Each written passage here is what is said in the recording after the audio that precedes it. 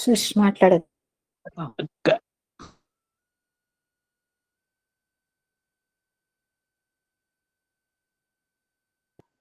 సాయిరాం కోటేశ్వరరావు గారు. ఓకేనమ్మా, సాయిరామ్. ఓం శ్రీ సాయిరామ్. భగవాన్ శ్రీ సత్యసాయిబాబా వారి యొక్క దివ్య శ్రీ చరణాలకు హృదయపూర్వకమైనటువంటి నమస్సమాంజలు చేసుకుంటూ, అహం సత్యబోధక చెన్నై దివ్య జ్ఞాన యజ్ఞము. ఈ దివ్య జ్ఞాన యజ్ఞ రసారసులైన మా ప్రియతములు, ఆప్తులు, ఆత్మీయులు, గురువులైన శ్రీ మల్లెల లక్ష్మణ్ గారికి, వారి ధర్మపత్ని శ్రీమతి మల్లెల వరలక్ష్మి గారికి ఈ కార్యక్రమ శుభారంభ సమయంలో వారికి శుభాభివందనలు అందజేస్తున్నాం. శ్రీ సత్యసాయి ఆధ్యాత్మిక వేదిక, శ్రీ సత్యసాయి ఆధ్యాత్మిక వేదిక దైనందిన కార్యక్రమంగా ఆధ్యాత్మిక ప్రసంగాలకు నిలవైనటువంటి ఏఎస్బిలో ఈరోజు మన ముఖ్య అతిథిగా వచ్చినటువంటి శ్రీ కేఎస్ఎస్ ఏఎస్ఆర్కే ప్రసాద్ గారికి ముఖ్యంగా స్వామి యొక్క దివ్యాశీస్సులతో, మా అధినేత దంపతుల యొక్క శుభాకాంక్షలతో, మా అందరి ఆత్మీయ సోదర సోదరిమణుల యొక్క శుభకామనలతో వారికి స్వాగతం సుస్వాగతం పలుకుతున్నాం. ఈరోజు ఆధ్యాత్మిక కార్యక్రమం నిర్వహించడానికి వచ్చినటువంటి వారికి, వారి బంధుమిత్రులకు, వారి యొక్క శ్రేయోభిలాషులకు అందరికి కూడా హృదయపూర్వక ధన్యవాదాలు తెలియజేస్తున్నాం. ఈరోజు చక్కని ప్రసంగాన్ని ఇవ్వడానికి మన అభ్యర్థనను అంగీకరించి వచ్చినటువంటి వారిని మనం పరిచయం చేసుకుందాం. శ్రీ కేఎస్ఎస్ ఏఎస్ఆర్కే ప్రసాద్ గారు అన్నారు, ఇప్పుడే వారు చెప్పారు. కె శ్రీనివాస శేష ఆదిత్య శివరామకృష్ణ ప్రసాద్ అని చెప్పారు. మేము కూడా కొంచెం కాస్త ఒక్క అక్షరం పొరపాటు పడ్డాం. వారు దయచేసి మాకు మన్నించాలని కోరుకుంటున్నాం. అలాగే వారి యొక్క వృత్తి ఏపీఎస్ఆర్టీసీలో సూపరింటెండెంట్ మెటీరియల్స్ గా, వీరు గుంటూరు 2 డిపోలో ఎనలేనటువంటి మత్తలేని సందర్భంగా మంచి సర్వీసులు అందజేస్తున్నారు. అలాగే ప్రవృత్తి రీత్యా శ్రీ సత్యసాయి సంస్థల్లో 1977లో అంటే చూడండి, అక్కడ 23 + 26 49 సుమారు 50 సంవత్సరాలుగా వారు శ్రీ సత్యసాయి సంస్థల యొక్క అనుబంధంలో పెనవేసుకొని ఎనలేనటువంటి సేవలు చేస్తున్నటువంటి ఒక మహర్షి మన ప్రసాద్ గారు. 78, 79లో బాల వికాస్ స్టూడెంట్ గా ఈయన చక్కగా రాణించారు. 2015 నుంచి 2018 వరకు కూడా నరసరావుపేట శ్రీ సత్యసాయి సమితి ఆధ్యాత్మిక కేంద్రంలో ఆధ్యాత్మిక కర్తగా, స్పిరిచువల్ కోఆర్డినేటర్ గా మరి మంచి సేవలు చేశారు. శ్రీ సత్యసాయి మందిరంలో శ్రీ సత్యసాయి వ్రతాల నిర్వహణ, దాని యొక్క అర్థము పరమార్థం చెప్పి ఆ వ్రతాల యొక్క ప్రాశస్త్యాన్ని వెలుగులోకి తీసుకొచ్చినటువంటి దిట్ట మన ప్రసాద్ గారు. 2017 నుంచి 1 సంవత్సరం గుంటూరు సమితి భజనలో దాంట్లో కీలకమైనటువంటి సర్వీసులు చేశారు. చాలా ప్రముఖులతో, రాష్ట్ర స్థాయి నేతలతో, ప్రముఖులతో ఆర్టీసీ ప్రసాద్ గారంటే మంచి నేమ్ అండ్ ఫేమ్ ఉన్నది. అలాగే రామోత్సవాలు ఏదైనా కానివ్వండి, గ్రామసేవ రామసేవలో వీరికి మంచి పేరుంది. స్వామి యొక్క అంగిని ఊరేగించి ఎన్నో సత్సంగాలు నిర్వహించినటువంటి ఒక అనుభవం వీరికి ఉంది. 2019 గుంటూరు జిల్లా సమన్వయకర్తగా గణనీయమైనటువంటి మరి ఎన్నో సేవలు వీరు చేశారు. అలాగే పశ్చిమ గోదావరి జిల్లాల్లో పర్తియాత్ర సందర్భంగా శ్రీ సత్యసాయి వ్రత నిర్వహణలు నిర్వహించినటువంటి మేటి మన ప్రసాద్ గారు.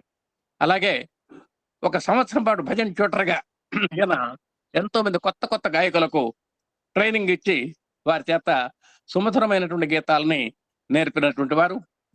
ఆ విధంగా సేవా రంగంలో కానీ, బాల వికాస రంగంలోనే కానీ, ఆధ్యాత్మిక రంగంలో కానీ స్వామివారి యొక్క అన్ని శాఖల్లోనూ అందవేసిన చేయగా మన ఆర్టీసీ ప్రసాద్ గారికి మంచి ఎనలేనటువంటి కీర్తి ఉంది.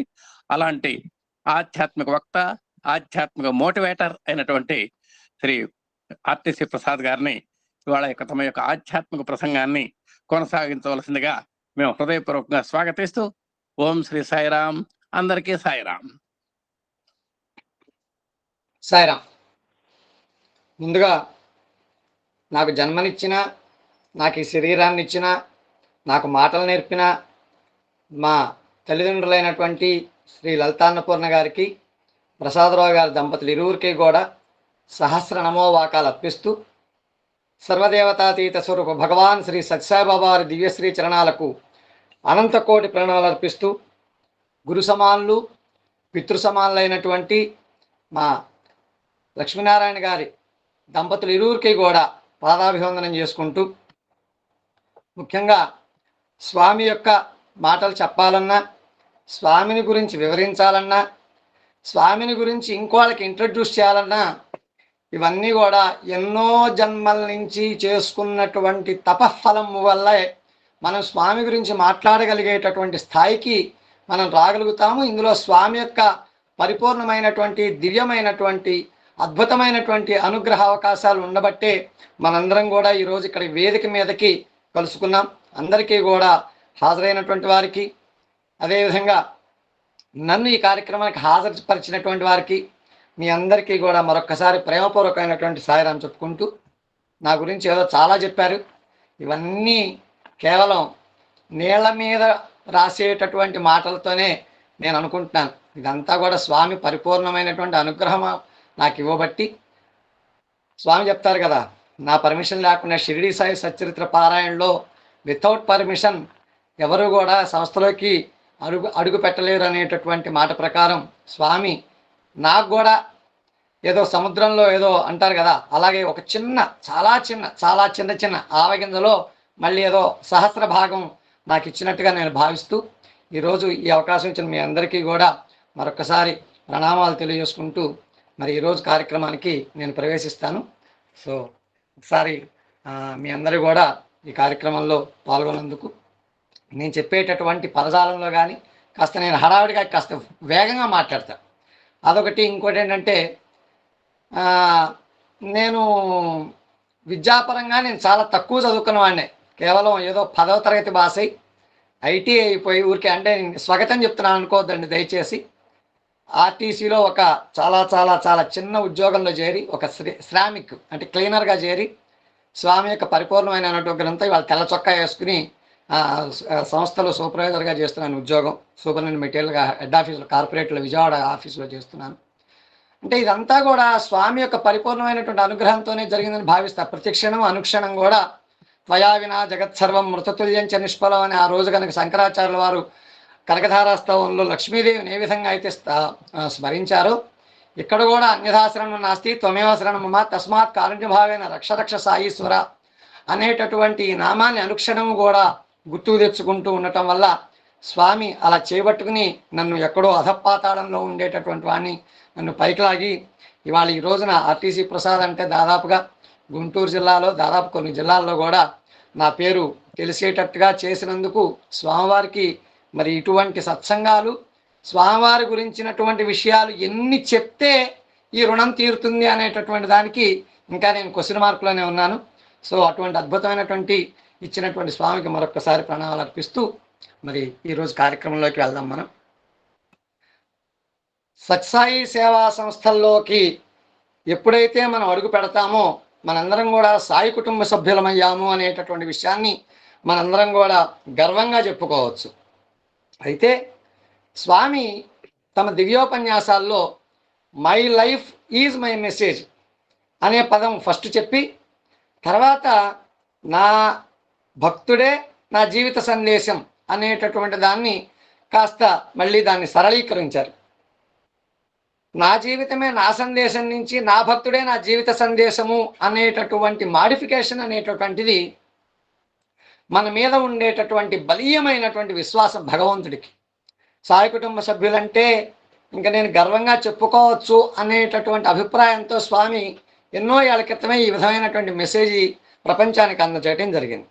అయితే ఇందులో ముఖ్యంగా ఒక విద్యార్థి ఒక స్కూల్లో చేరంగానే ఆ స్కూల్ బయట కొన్ని నియమ నిబంధనలు ఉంటాయి. ఆ బోర్డు మీద రాస్తారు కదా, రోజు విద్యార్థి సమయానికి రావాలి, యూనిఫామ్ ధరించాలి, క్రమశిక్షణగా ఉండాలి, నీట్గా ఉండాలి, ఇవన్నీ ఉంటాయి. కొన్ని ప్రాథమికమైనటువంటి కొన్ని గైడ్ లైన్స్ ఉంటాయి.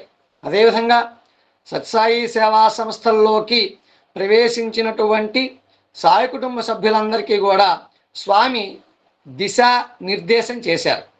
ఎలా చేశారు అంటే, భగవాన్ శ్రీ సత్సాయి సేవా సంస్థ సభ్యులు పాటించవలసినటువంటి నవసూత్ర ప్రవర్తన నియమావళి అని స్వామి మనందరికీ కూడా అందజేయడం జరిగింది. అందులో 9 ఉన్నాయి, 9 కమాండ్స్ మనందరికీ కూడా.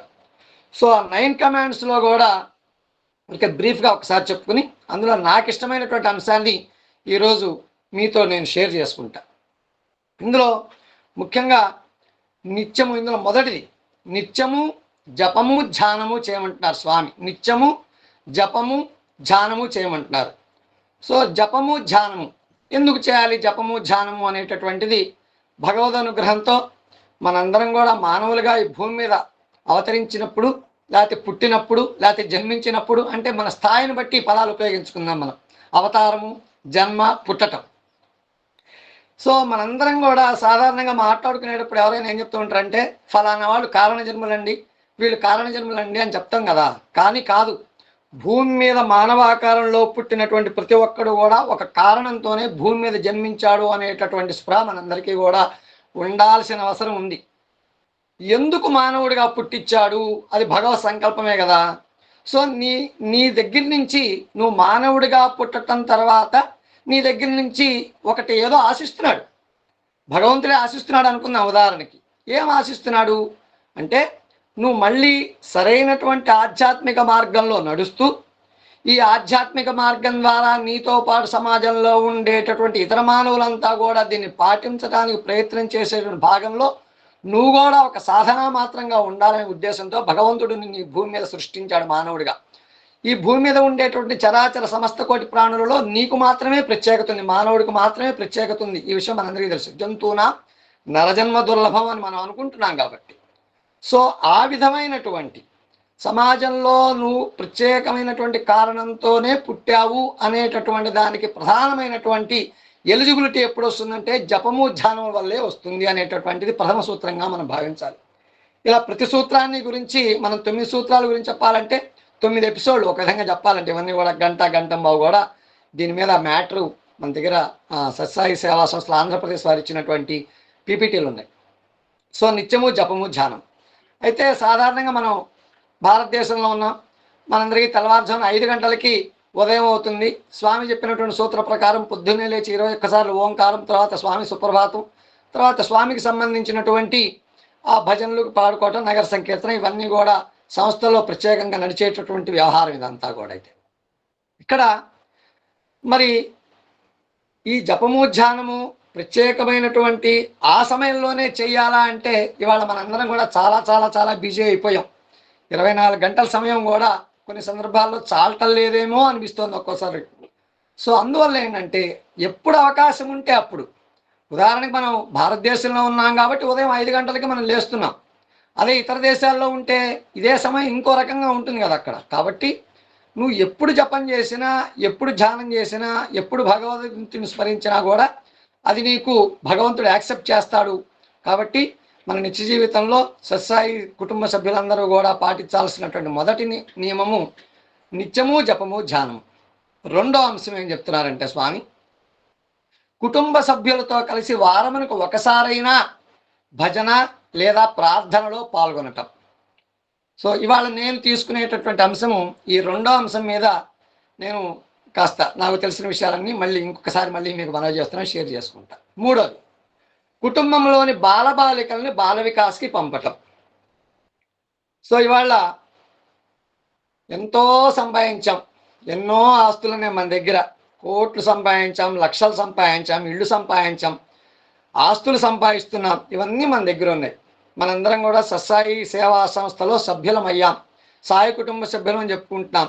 ఇందులో దాదాపుగా మరి 50+ వాళ్ళు ఉన్నాం, 60+ వాళ్ళు ఉన్నాం, 40+ వాళ్ళు ఉన్నాం, బిలో 30 వాళ్ళు చాలా కొద్ది మందే ఉన్నారేమో అనిపిస్తుంది. కాబట్టి ఇక్కడ ఎందుకు చెప్తున్నానంటే ఇది మరి మనం సాయి కుటుంబ సభ్యులమైన తర్వాత మన స్థితిగతులు మారినాయి.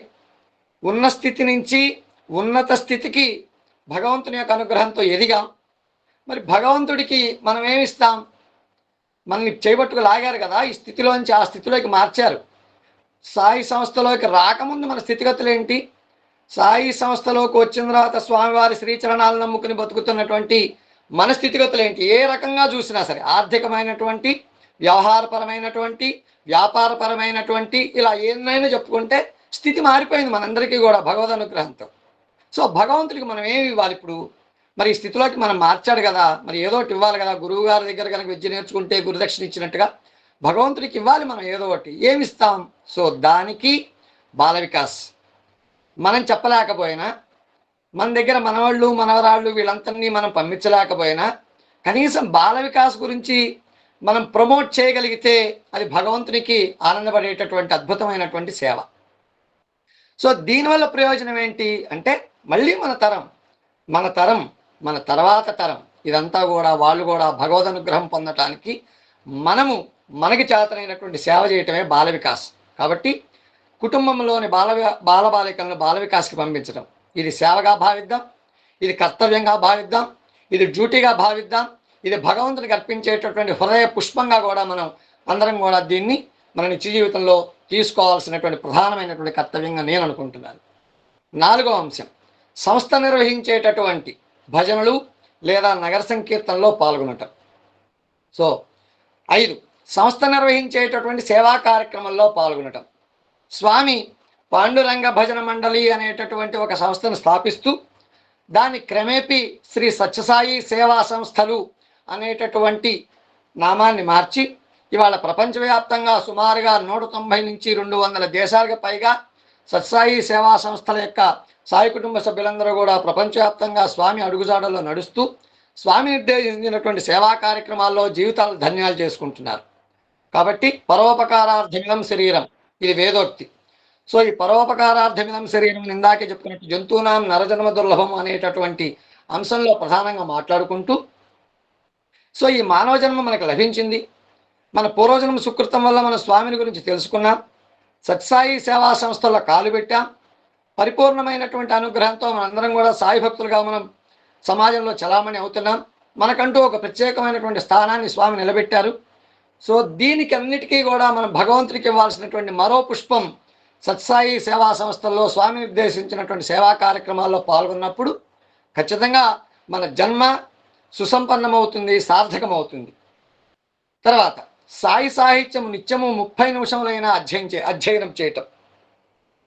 మనందరం కూడా సత్సాయి సేవా సంస్థల్లోకి రావటానికి ముందుగా ఎవరిని గుర్తుపెట్టుకోవాలి, భగవంతుడు గొప్పవాడా భక్తుడు గొప్పవాడా అనేటటువంటి ఈ చర్చ జరిగినప్పుడు భగవంతుడి కన్నా భక్తుడే గొప్పవాడు అనేటటువంటి అంశం అనేక సందర్భాల్లో నిజమైంది, రుజువైంది.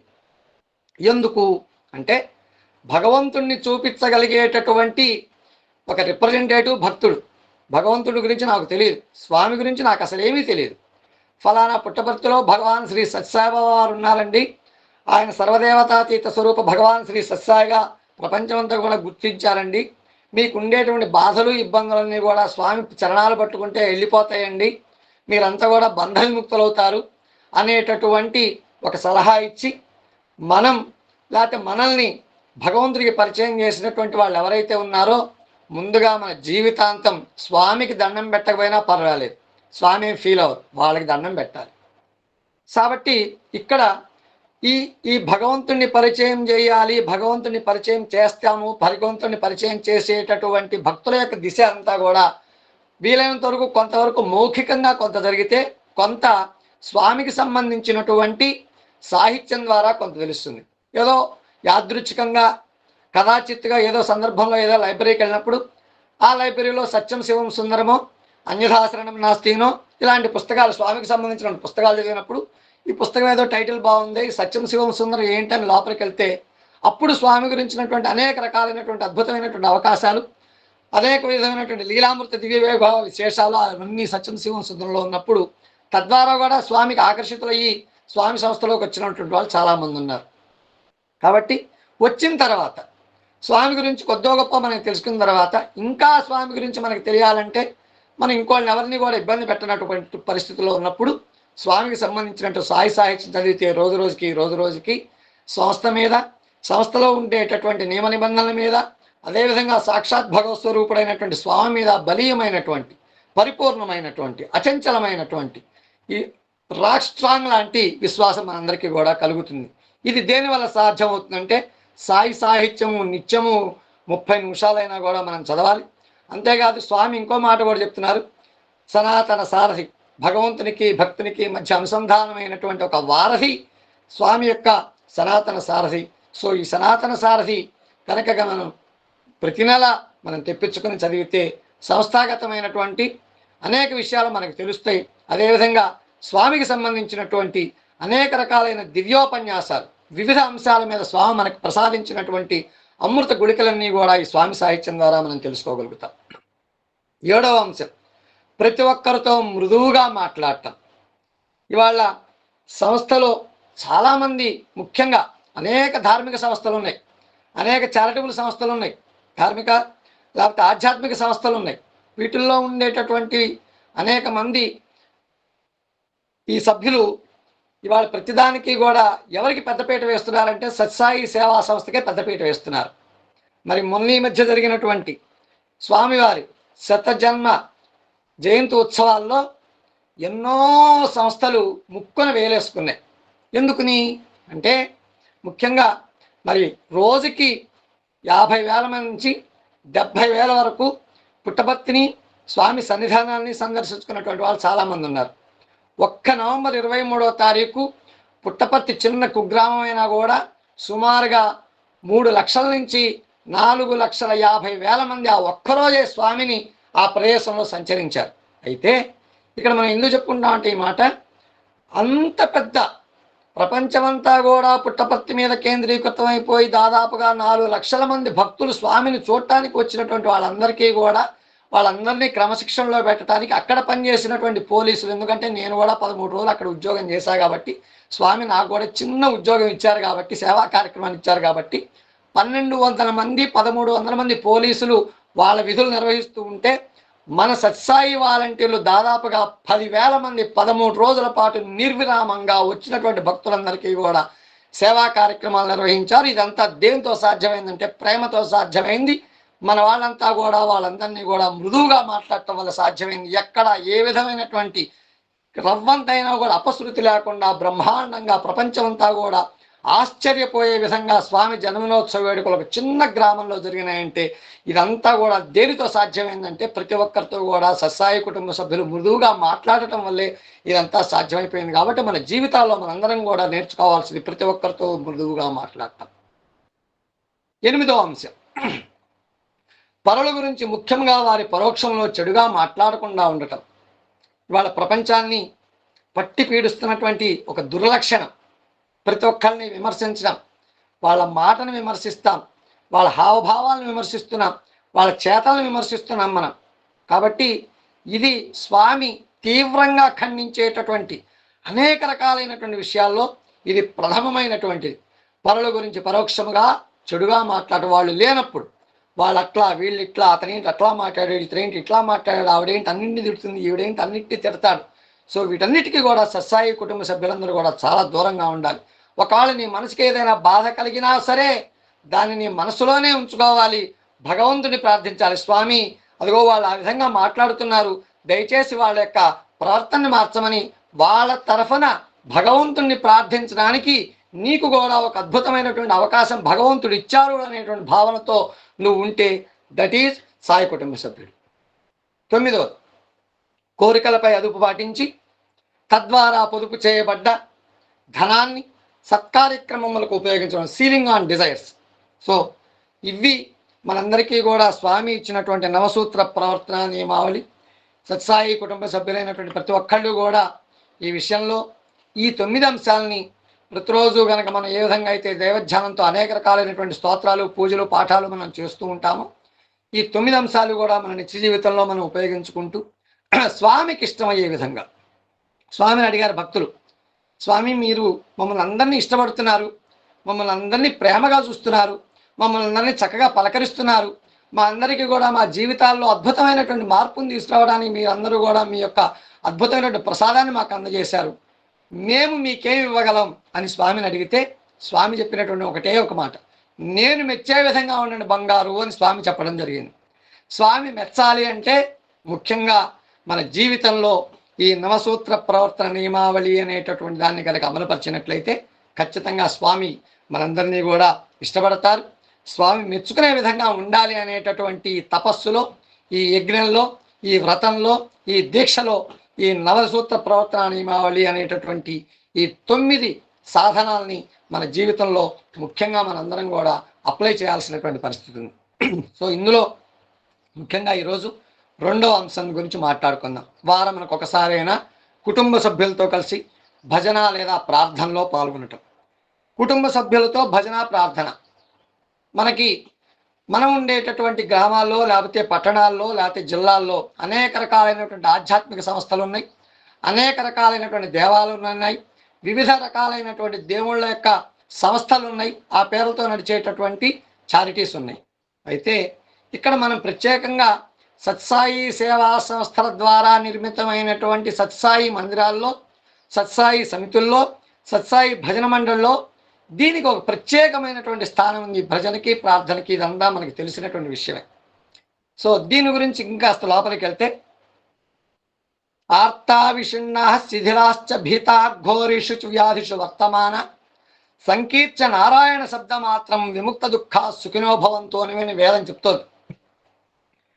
గడిచిపోయినటువంటి 3 యుగాల్లో భగవద్ అనుగ్రహం పొందటానికి మనుషులైన, సురులైన, అసురులైన వాళ్ళు ఎంచుకున్నటువంటి మార్గం కొన్ని కోట్ల సంవత్సరాలు, కొన్ని లక్షల సంవత్సరాలు, కొన్ని వేల సంవత్సరాలు, కొన్ని వందల సంవత్సరాలు శరీరాన్ని శుష్కింపజేసుకుని ఆహార నియమాదులని పక్కకు పెట్టి చలి, ఎండ, వాన వీటన్నిటిని కూడా లెక్క చేయకుండా సంసారాలను వదిలేసి, ఆస్తులను వదిలేసి, కుటుంబాలను వదిలేసి, పిల్లాపాపలను వదిలేసి ఎక్కడో ఏ హిమాలయాలకో కొండ చర్యల్లోకో గుహల్లోకో పోయి ఆ నామాన్ని గురుముఖత తెలుసుకున్నటువంటి ఒక నామాన్ని జపించి జపించి జపించి జపించి చివరికి ప్రాణజ్యోతి శరీరం నుంచి విడిపోతుంది అన్న సందర్భంలో భగవంతుడికి కనికరం కలిగి, అయ్యో వీడి ప్రాణజ్యోతి వెళ్ళిపోతుంది, ఈ క్షణంలో కూడా నేను వాటితో పలకరించబోతే వాడు చచ్చిపోతాడేమో అనేటటువంటి ఒక జాలిగా వాళ్ళకి ప్రత్యక్షమై ఆ సందర్భంలో వాళ్ళ నోట్లోంచి వచ్చినటువంటి ఏ కోరిక అయితే ఉందో ఆ కోరికను తీర్చి వాళ్ళని సంతృప్తి పరిచాడు భగవంతుడు. మనకి ఈ కథలన్నీ కూడా తెలుసు. మరి కలియుగంలో మనం ఈ జీవితాలని, ఆస్తులను వదిలేయలేం, సంసారాలను వదిలేయం, మన పిల్లల్ని వదిలిపెట్టి ఎక్కడికి పోలేం. మనం ఇన్ని రకాలైనటువంటి ఈ భవసాగరం మన చుట్టూతా నడుస్తోంది. ఈ భవసాగరాన్ని వదిలిపెట్టి భగవంతునితో అనుగ్రహం ఎలా పొందాలి? మనకి పోనీ యజ్ఞాలు చేయగలమా? ఇవన్నీ కూడా ఆర్థికపరమైనటువంటి అద్భుతమైనటువంటి ఇది ఒక క్రియ. పోనీ యాగాలు, తపస్సులు చేయగలమా? చేయలేం. పోనీ ఇళ్లలో వ్రతాలు చేయగలమా? రోజు వ్రతం చేయటం అంటే కష్టమే కదా. సో ఇది చేయలేం. కాబట్టి అందువల్ల భగవంతుడు మానవునికి కలియుగంలో ఉండేటువంటి స్థితిగతులన్నీ ముందుగానే ఊహించేశాడు ఆయన. ఎందుకంటే ఆయన అడ్వాన్స్ ప్లాన్ ఎప్పుడు ఆయన దగ్గర ఉంటుంది, స్వామి దగ్గర. సో ఈ అడ్వాన్స్ ప్లాన్ ప్రకారం ఈ భూమి మీద మానవుడిగా జన్మించినటువంటి వాడికి 24 గంటల సమయం సరిపోదు. వీడి భవసాగరంలో భగవంతుడిని తలుచుకోవడానికి కూడా కొన్ని సందర్భాల్లో వీడికి సమయం చాలదు. కాబట్టి భగవత్ సంబంధమైనటువంటి క్రియలన్నీ కూడా వీడు ఏమీ చేయలేడు. అందువల్ల ఏం చెప్పారంటే, ఆర్త విషిన్న శిథిలాశ్చ భీత ఘోరేషు వ్యాధిషు వర్తమాన సంకీర్చ నారాయణ శబ్దమాత్రం విముక్త దుఃఖ సుఖినో భవంతు. సంకీర్చ నారాయణ శబ్దమాత్రం ఇక్కడ మనం చేయమని కూడా చెప్పట్లా, విన్నా చాలట, భగవన్నామాన్ని విన్నా చాలే. సంకీర్చ నారాయణ శబ్దమా విముక్త దుఃఖ సుఖినో భవంతు. వాడు ఏ భవసాగరంలో అయితే బాధపడుతున్నాడో, ఏ సంసార బంధాల్లో ఇరుక్కుపోయి చికాకుపడుతున్నాడో, ఇటువంటి చికాకులన్నిటి నుంచి కూడా దూరం చేయగలిగేటటువంటి ఏకైక సాధన భగవన్నామం వినటం, భగవత్ స్మరణ. ఈ రెండు కూడా మన నిత్య జీవితంలో మనము సాధనంగా చేసుకోమని మనకి వేదం చెప్తోంది. సో ఇక్కడ మరి భగవంతునితో మనకు అపాయింట్మెంట్ ఎలా దొరుకుతుంది? ఏదైనా పెద్దవాళ్ళ దగ్గరికి వెళ్ళాలంటే, విఐపి దగ్గరికి వెళ్ళాలంటే ఒక 15 రోజుల ముందరో 20 రోజుల ముందరో మనకి ఏదైనా ఫేస్ టు ఫేస్ తెలిస్తే మాట్లాడతా, అయా ఫలానా రోజు మీ దగ్గరకు వచ్చి కలుస్తానని. ఆ వ్యక్తి అసలు మనకు తెలియదు అనుకోండి, మధ్యలో ఎవడో ఒకరిని ఒక రిప్రజెంటేటివ్ని పట్టుకోవాలి. ఆ రిప్రజెంటేటివ్ ద్వారా మన గురించినటువంటి వ్యవహారం ఆ పెద్ద మనిషికి వెళ్ళాలి. ఆ పెద్ద మనిషి ఫలానా శుక్రవారం శనివారం 10:30కి నా దగ్గరికి రావయ్యా అని మనకు ఒక పిలుపు ఇవ్వాలి. ఆ సందర్భంలో మనం మనకి ఏదైతే వ్యక్తిని కలవాలనుకుంటున్నామో ఆ వ్యక్తి దగ్గరికి వెళ్ళి మాట్లాడటం జరుగుతుంది. అదేవిధంగా మరి భగవంతుడు అంటే మరి సుప్రీం. సో ఈ సుప్రీంకి నీకు మధ్యలో ఎవరు రిప్రజెంటేటివ్లు ఎవరు లేరు. నీ గురించి ప్రత్యేకంగా ఎవరు ఫలానా ఆర్టీసీ ప్రసాద్ ఎట్లాంటి వాడండి, ఇట్లాంటి వాడండి, ఆయన మీ దర్శనాన్ని కోరుకుంటున్నాడండి అని మధ్యలో చెప్పగలిగేటటువంటి స్థాయి కలిగినటువంటి వాళ్ళు ఎవరు లేరు. మరి ఎలా భగవంతుడిని ఎలా తీసుకోవాలి, భగవంతుడితో మనం ఎలా అప్రోచ్ అవ్వాలి, భగవంతుడితో మనం ఎలా దర్శనం చేసుకోవాలి? అందుకే ఇక్కడ భజన అనేటటువంటి స్వామి చెప్పినటువంటి మాటల్లో భజన భగవంతునితో అపాయింట్మెంట్ అని స్వామి తమ దివ్యోపన్యాసాల ద్వారా తెలియజేశారు. ఇంకా ఏం చెప్తున్నారంటే వేదోక్తి ప్రకారం, పురాణాల ప్రకారం ఎత్ర గాయంతి మద్భక్త తత్ర తిష్టామి నారద, స్వయంగా శ్రీమన్నారాయణుడు నారదుడితో చెప్పినటువంటి మాట ఇది. కాబట్టి మనము ఎవరినైనా సరే ఇష్టమైనటువంటి వ్యక్తిని పేరు పెట్టి పిలిచినప్పుడు వాళ్ళు ఎలా పలుకుతారో, మనకి బంధువులు కావచ్చు, మిత్రులు కావచ్చు, ఆప్తులు కావచ్చు, కొలీగ్స్ కావచ్చు, వీళ్ళందరికీ తలా వాళ్ళకి పేరుంది కదా. సో మనం 10 మందిలో ఫలానా ఆర్టీసీ ప్రసాద్ అంటే ఏమండి ప్రసాద్ గారిని పిలిస్తే ప్రసాదు అన్న పేరు కలిగినటువంటి వ్యక్తులు 3-4 అంటే 3-4 వెనక్కి తిరిగి చూస్తారు. సో అట్లాగే ఇక్కడ కూడా భగవంతుణ్ణి ప్రేమగా పిలవటానికి మనం భగవంతుడికి అనేక రకాలైనటువంటి నామాలను మనం పెట్టుకున్నాం. రామ, కృష్ణ, గోవింద, మధుసూదన, జనార్దన, వాసుదేవ అన్నట్టుగా.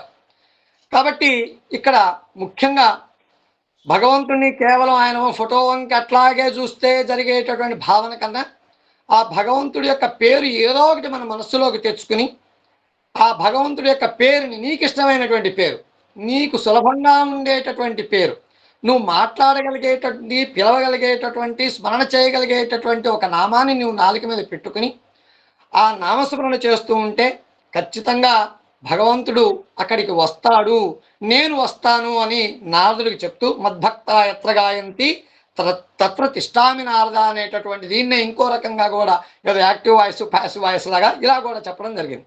కాబట్టి ఈ విధమైనటువంటి పురాణాలు చెప్తున్నాయి మనకి. ఇంకోటి ఏంటంటే వారానికి ఒకసారి భజన, వారానికి ఒకసారి ప్రార్థన.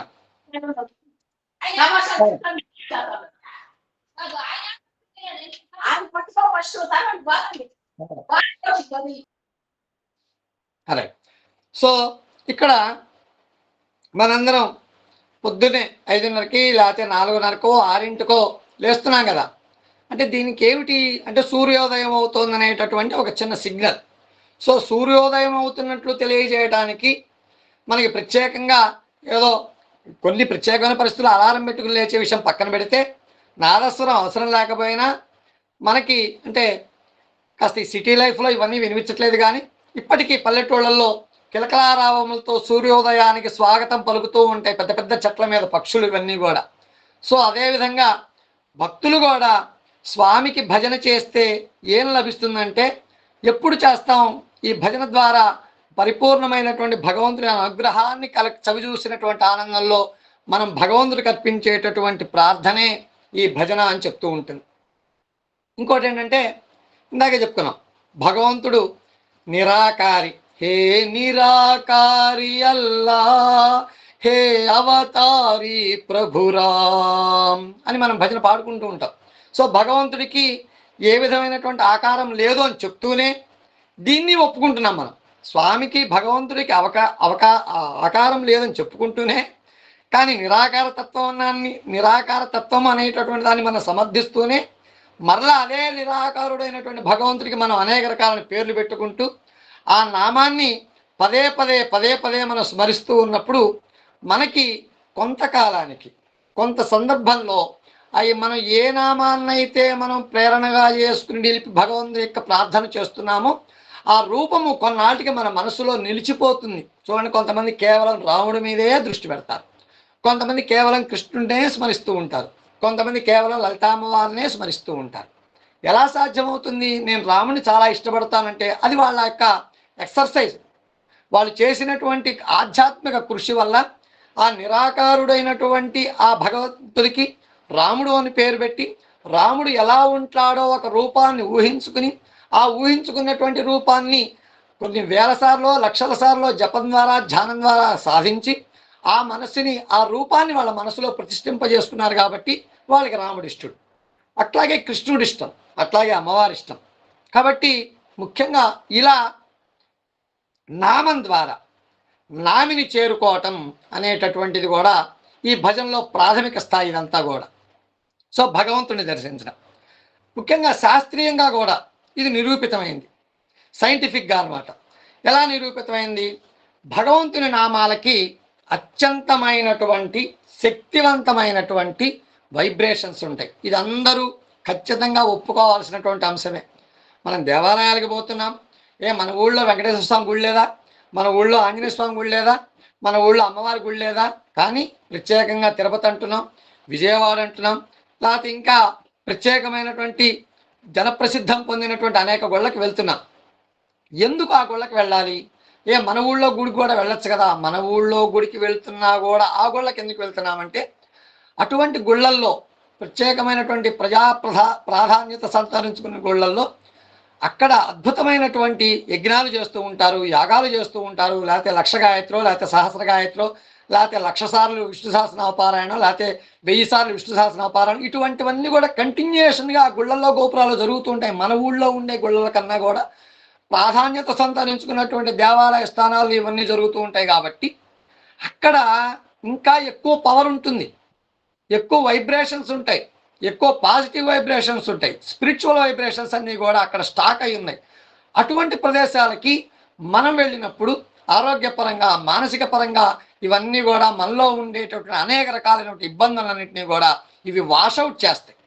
అందువల్ల భగవన్నామస్మరణ ఎప్పుడైతే ప్రముఖంగా, ద్విముఖంగా, చతుర్ముఖంగా, ఇంకా చెప్పాలంటే బహుళార్థ సాధకంగా ఎక్కడైతే జరుగుతూ ఉంటుందో అక్కడ ఈ పాజిటివ్ వైబ్రేషన్స్, స్పిరిచువల్ వైబ్రేషన్స్ ఖచ్చితంగా పుడుతూ ఉంటాయి. దీనికి స్వామి చెప్పిన కెర్లియన్ ఫోటోగ్రఫీ, ఇది స్వామి భక్తులకి చాలామంది తెలుసు. సో ఈ కెర్లియన్ ఫోటోగ్రఫీ అనేటటువంటిది ఆయన ప్రత్యేకమైన కెమెరా తయారు చేశాడు. ఈ కెమెరాతో ఏం చూడగలడు? ఎక్కడైతే పాజిటివ్ వైబ్రేషన్స్ ఉంటాయో ఆ పాజిటివ్ వైబ్రేషన్స్ కెమెరాలో ఎలా కనిపిస్తాయంటే వైట్గా, ఆరెంజ్గా, రెడ్గా ఇలా కనిపిస్తాయిట.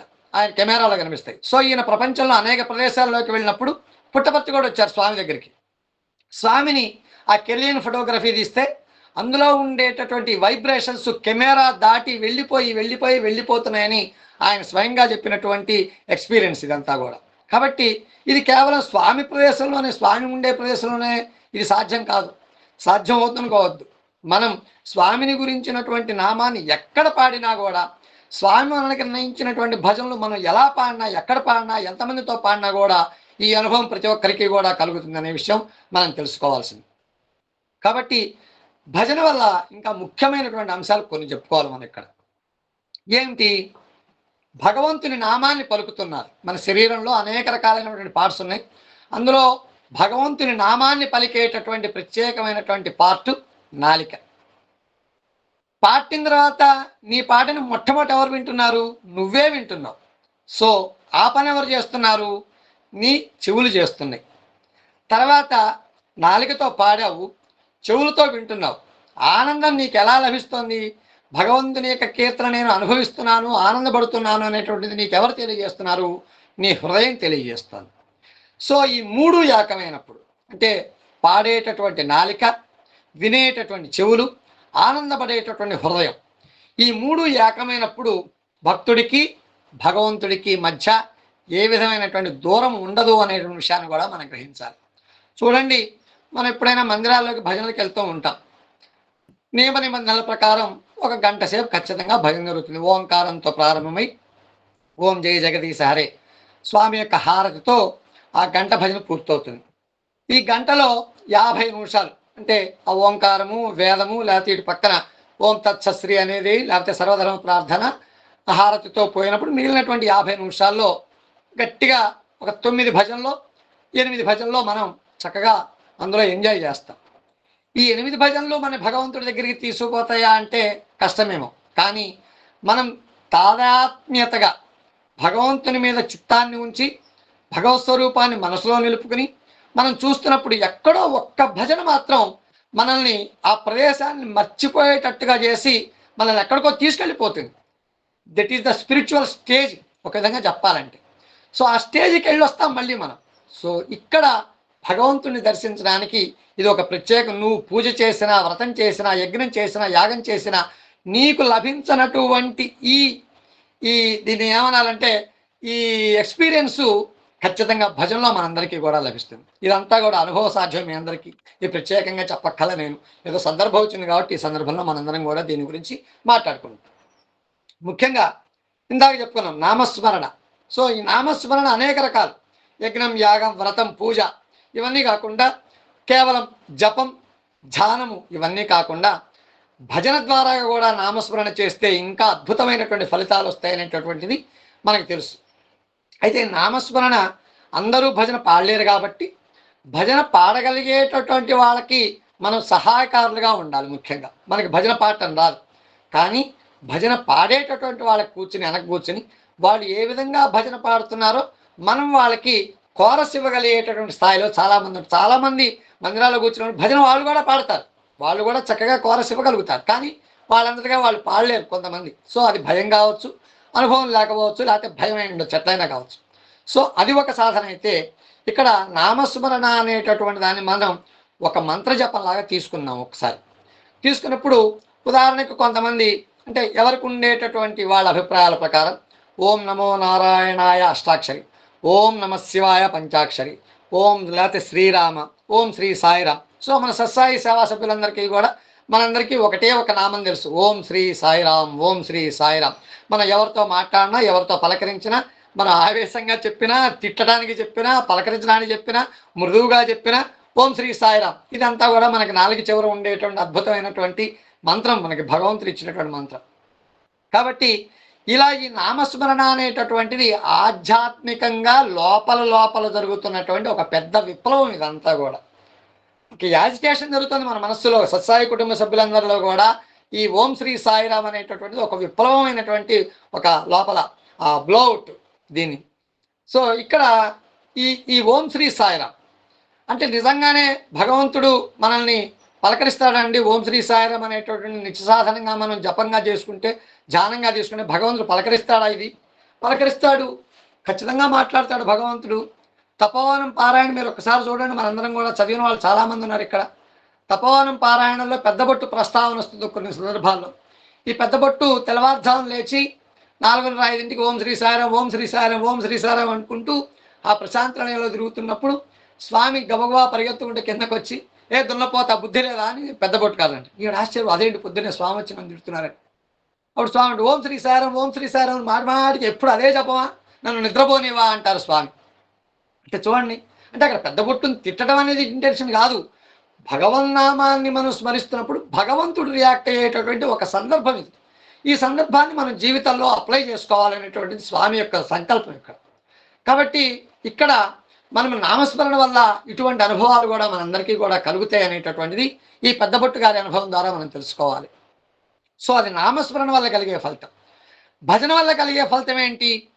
భజనతో పాటు, నామంతో పాటు భగవంతుని రూపం, అదేవిధంగా ఆ భగవంతుడు వివిధ సందర్భాల్లో పురాణాల ప్రకారం చేసినటువంటి అద్భుతాలు, అదేవిధంగా దివ్యలీలామృత వైభవ విశేషాలు, ఇవన్నీ కూడా మనకి భజనలో మనం పాడుకుంటూ ఉంటాం. అంటే ఇంకోటి ఏంటి? భగవంతుని రూపం. ఇక్కడ ప్రధానమైనటువంటి మొదటి దీన్ని తీసుకుందాం. భగవంతుని రూపాన్ని మనం గురించి మాట్లాడడం. భజనలో భగవంతుని యొక్క రూపం మనకి స్వామి కొన్ని వందల భజనలు ఇచ్చారు, కొన్ని వేల భజనలు ఇచ్చారు. ఈ వేల భజనలో రాముడి భజనలు ఉన్నాయి, కృష్ణుడి భజనలు ఉన్నాయి, అమ్మవారి భజనలు ఉన్నాయి, స్వామి భజనలు ఉన్నాయి, సర్వమత ప్రార్థనలు ఉన్నాయి. ఇవన్నీ రకరకాలైనటువంటి భజనలన్నీ కూడా స్వామి సంకలనం చేసి ఇచ్చివ్వడం జరిగింది. సో భగవంతుని రూపానికి తగ్గట్టుగా కూడా భజనని స్టైల్ అనేటటువంటి స్వామి తయారు చేసి ఇచ్చారు. ఇది అనేక సందర్భాల్లో సత్సంగాల్లో కూడా చెప్పడం జరిగింది నేను, భగవంతుని యొక్క దయ వల్ల. సో ఇక్కడ ఉదాహరణకి శ్రీరామచంద్రుడి యొక్క రూపంతో మనం భజన పాడుతున్నాం మందిరంలో కూర్చొని. సో శ్రీరాముడు అనేసరికి మనకు ఎలా ఉంటాడు? భగవంతుడు ఎలా ఉంటాడు? ప్లెయిన్గా ఉంటాడు. ఆయన ఏమి భారీ ఎత్తున బ్రహ్మాండంగా జ్యువెలరీ పెట్టుకుని మంచి బ్రహ్మాండం రిచ్ లుక్లో భగవంతుడు ఏం కనిపించాడు. శ్రీరామచంద్రుడు ఏదో నారవస్త్రాలు, చేతిలో విల్లమ్ములు, అదేవిధంగా పక్కన వాళ్ళ తమ్ముడు, ఇటు పక్కనేమో ఆంజనేయ స్వామి, సీతాదేవి. చూడంగానే ఒక ప్రెజెంట్, అంటే ఎక్కడ ఏ విధమైనటువంటి హడావిడి లేకుండా ఉండేటువంటి రూపం. అంటే దీనికి ఇంకా చెప్పాలంటే ఏ విధమైనటువంటి కదలిక లేకుండా ఒక చిన్న పిల్ల కాలంలో నీళ్లు ఏ విధంగా ప్రవహిస్తూ ఉంటాయో ఆ విధంగా రాముడి యొక్క మనస్తత్వం అట్లా ఉంటుంది, రాముడి యొక్క రూపం అలా ఉంటుంది. కాబట్టి రాముడికి సంబంధించినటువంటి భజనలన్నీ కూడా స్వామి అదే విధంగా సంకలనం చేయడం జరిగింది. అంటే ఎట్లా? ఉదాహరణకి రాముడి భజన పాడుతున్నాం అనుకోండి, అది ఎలా ఉండాలి? రాముడి భజన పాడేటప్పుడు రామచంద్ర ప్రభు రఘువంశ రామా సీతాపతే జయ జానకి రామా. ఈ భజనలో మనం ఎక్కడ ఆవేశపడ్డా, ఎక్కడ తొందరపడ్డా ఆ భజన యొక్క ఆ స్టైల్ అంతా కూడా మారిపోతుంది. అంటే భగవంతుని రూపం చాలా ప్లెయిన్గా, మనం ఎక్కడా పైకి వెళ్లకుండా కిందకి వెళ్లకుండా శ్రీరామ రామ రామ యదు నందన హే ఘనశ్యామ్.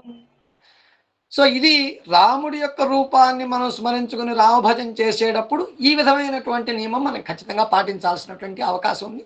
అప్పుడు ఆ రాముడి భజనకి కూడా మనం ఖచ్చితమైనటువంటి న్యాయాన్ని చేసిన వాళ్ళు అవుతాం. తద్వారా వినేటటువంటి భక్తులంతా కూడా ఈ రకమైనటువంటి తాదాత్మ్య స్థితికి వెళ్ళే పరిస్థితి కూడా మనం కల్పించిన వాళ్ళు అవుతాం. ఇది భజనలో రాముడి యొక్క రూపం. అదేవిధంగా కృష్ణుడి రూపాన్ని మనం వర్ణించి పాడేటప్పుడు ఎట్లా ఉంటుంది ఇది కూడా ఆలోచించాలి మనం ఒక్కసారి. కృష్ణుడు చూడంగానే ఒక ఎనర్జెటిక్, ఆయన చూడంగానే మన కళ్ళు ఒక విధమైనటువంటి మెరుపుతో చూస్తాం. అదేవిధంగా మన మనసు ఆనందంతో నిండిపోతుంది. కృష్ణుడి యొక్క ఫోటో చూసినా, కృష్ణుడి గురించి వర్ణించిన, కృష్ణుడి యొక్క కథలు చెప్పుకుంటున్నా. కాబట్టి కృష్ణుడి భజనలు కూడా స్వామి మనకి సత్సాయి భజన్స్లో అదే విధంగా ఇచ్చారు. చూడండి, కృష్ణుడి భజన గోవింద కృష్ణ జై గోపాల కృష్ణ జై గోపాల బాల బాల రాధ కృష్ణ జై. ఇక్కడ రాముడి భజన పాడినట్టుగా స్లోగా పాడామనుకోండి కృష్ణుడి భజన గోవింద కృష్ణ జై గోపాల కృష్ణ జై. చూడండి, దానికి దీనికి ఎంత తేడా ఉందో. అట్ట కృష్ణుడు భజన చూడంగానే మనలో ఉండేటటువంటి ఒక్కసారి ఆ ఎనర్జీ లెవెల్స్ ఆ విధంగా పెరిగిపోయి గోవిందా గోవిందా భజమన రాధే గోవిందా. అలాగే చిత్త చోరా యశోదా కే బాల్ నవనీత చోర గోపాల్ చిత్త చోరా మురళీవాలా నందలాల నంద గోపాల నందలాల నందలాల. అంటే ఆ కృష్ణుడికి సంబంధించిన భజనలన్నీ కూడా మనకి భగవంతుడు ఆ విధమైనటువంటి చక్కగా అద్భుతమైనటువంటి స్టైల్లో మనకు అందించారు. సో ఇది మనం ఆ కృష్ణుడు భగవంతుని యొక్క రూపాన్ని మనం మనసులో తెచ్చుకుని భజన బాట. అదేవిధంగా అమ్మవారి భజనలు కూడా స్వామి అదే విధమైనటువంటి సంకలనం చేయడం జరిగింది. ఉదాహరణకి అమ్మ, సో పేరే అమ్మ. సో మనమంతా కూడా మన అమ్మ దగ్గర మనం తీసుకోవాల్సినటువంటి కోరిక ఏదైతే ఉందో దాన్ని ఎలా సాధిస్తాం, అమ్మ దగ్గరికి వెళ్ళిపోయి చాలా ప్రేమతో బతిలాడుతున్నట్టు గోముగా అమ్మ చీర పట్టుకునో, అమ్మ కొంగు పట్టుకునో, అమ్మ గడ్డం పట్టుకునో మనం అడుగుతాం. సో ఇదంతా కూడా చేసేటువంటి సర్వసాధారణమైనటువంటి క్రియ మనందరికి ఇళ్లలో. సో స్వామి ఆ విధంగా భజనలు కూడా ఆ విధంగానే మనకు అందించారు. అమ్మని ఏ విధంగా మనం ప్రేమగా లాలిత్యంగా ఎట్లా అడుగుతామో భజన్స్ కూడా స్వామి మనకు అందించినటువంటి భజన కూడా అంబ మందహాసవదనీ మనోహరి సాయి జగజ్జననీ మాతా మాతా మాతా జగజ్జననీ త్రిపుర సుందరీ మా అంబ దయా సాగరీ మా. సో ఇవన్నీ ఎందుకు ఎక్స్ప్లెయిన్ చేస్తున్నామంటే భజన నామంతో పాటు భగవంతుని రూపం అనేటటువంటిది మన మనస్సులో గనక వెంటనే ఫ్లాష్ లాగా వెలిగితే తద్వారా మనలో ఉండేటటువంటి ఆ చైతన్యం కూడా వెంటనే బయటకు వచ్చి భగవద్ దర్శనం చేసుకోవటానికి, భగవద్ దర్శనం చేయించడానికి కూడా ఇది ఒక అద్భుతమైనటువంటి ఈ ప్రిపరేషన్ ఇదంతా కూడా. కాబట్టి దీనివల్ల చూడండి కొన్ని సందర్భాల్లో ఎవరైనా అద్భుతంగా భజన పాడేటప్పుడు మందిరాల్లో చక్కగా వాళ్ళు ఒక డివోషనల్ స్టేజ్లో మనం పాడుతున్నప్పుడు ఎక్కడో వెనక లైన్లో కూర్చునేటటువంటి వాళ్ళు కూడా ఒక్కసారి వాళ్ళు ఆ స్టేజ్ దాటిపోయిందా చెప్పినట్టుగా కళ్ళమ్మ నీళ్లు గార్చే ప్రయత్నాలు కూడా కొన్ని సందర్భాల్లో మనకు కనిపిస్తూ ఉంటాయి. ఎప్పుడు కళ్ళమ్మ నీళ్ళు వస్తాయి మనకి భజనలో తాదాత్మ్య స్థితికి వెళ్ళిపోయినప్పుడు, భగవద్ దర్శనం లీలారూపంగా మన మైండ్లో కనిపించినప్పుడు వెంటనే మనకి జరిగేటువంటి ప్రక్రియ ఏంటంటే శరీరంలో కళ్ళమ్మ నీళ్ళు రావటం.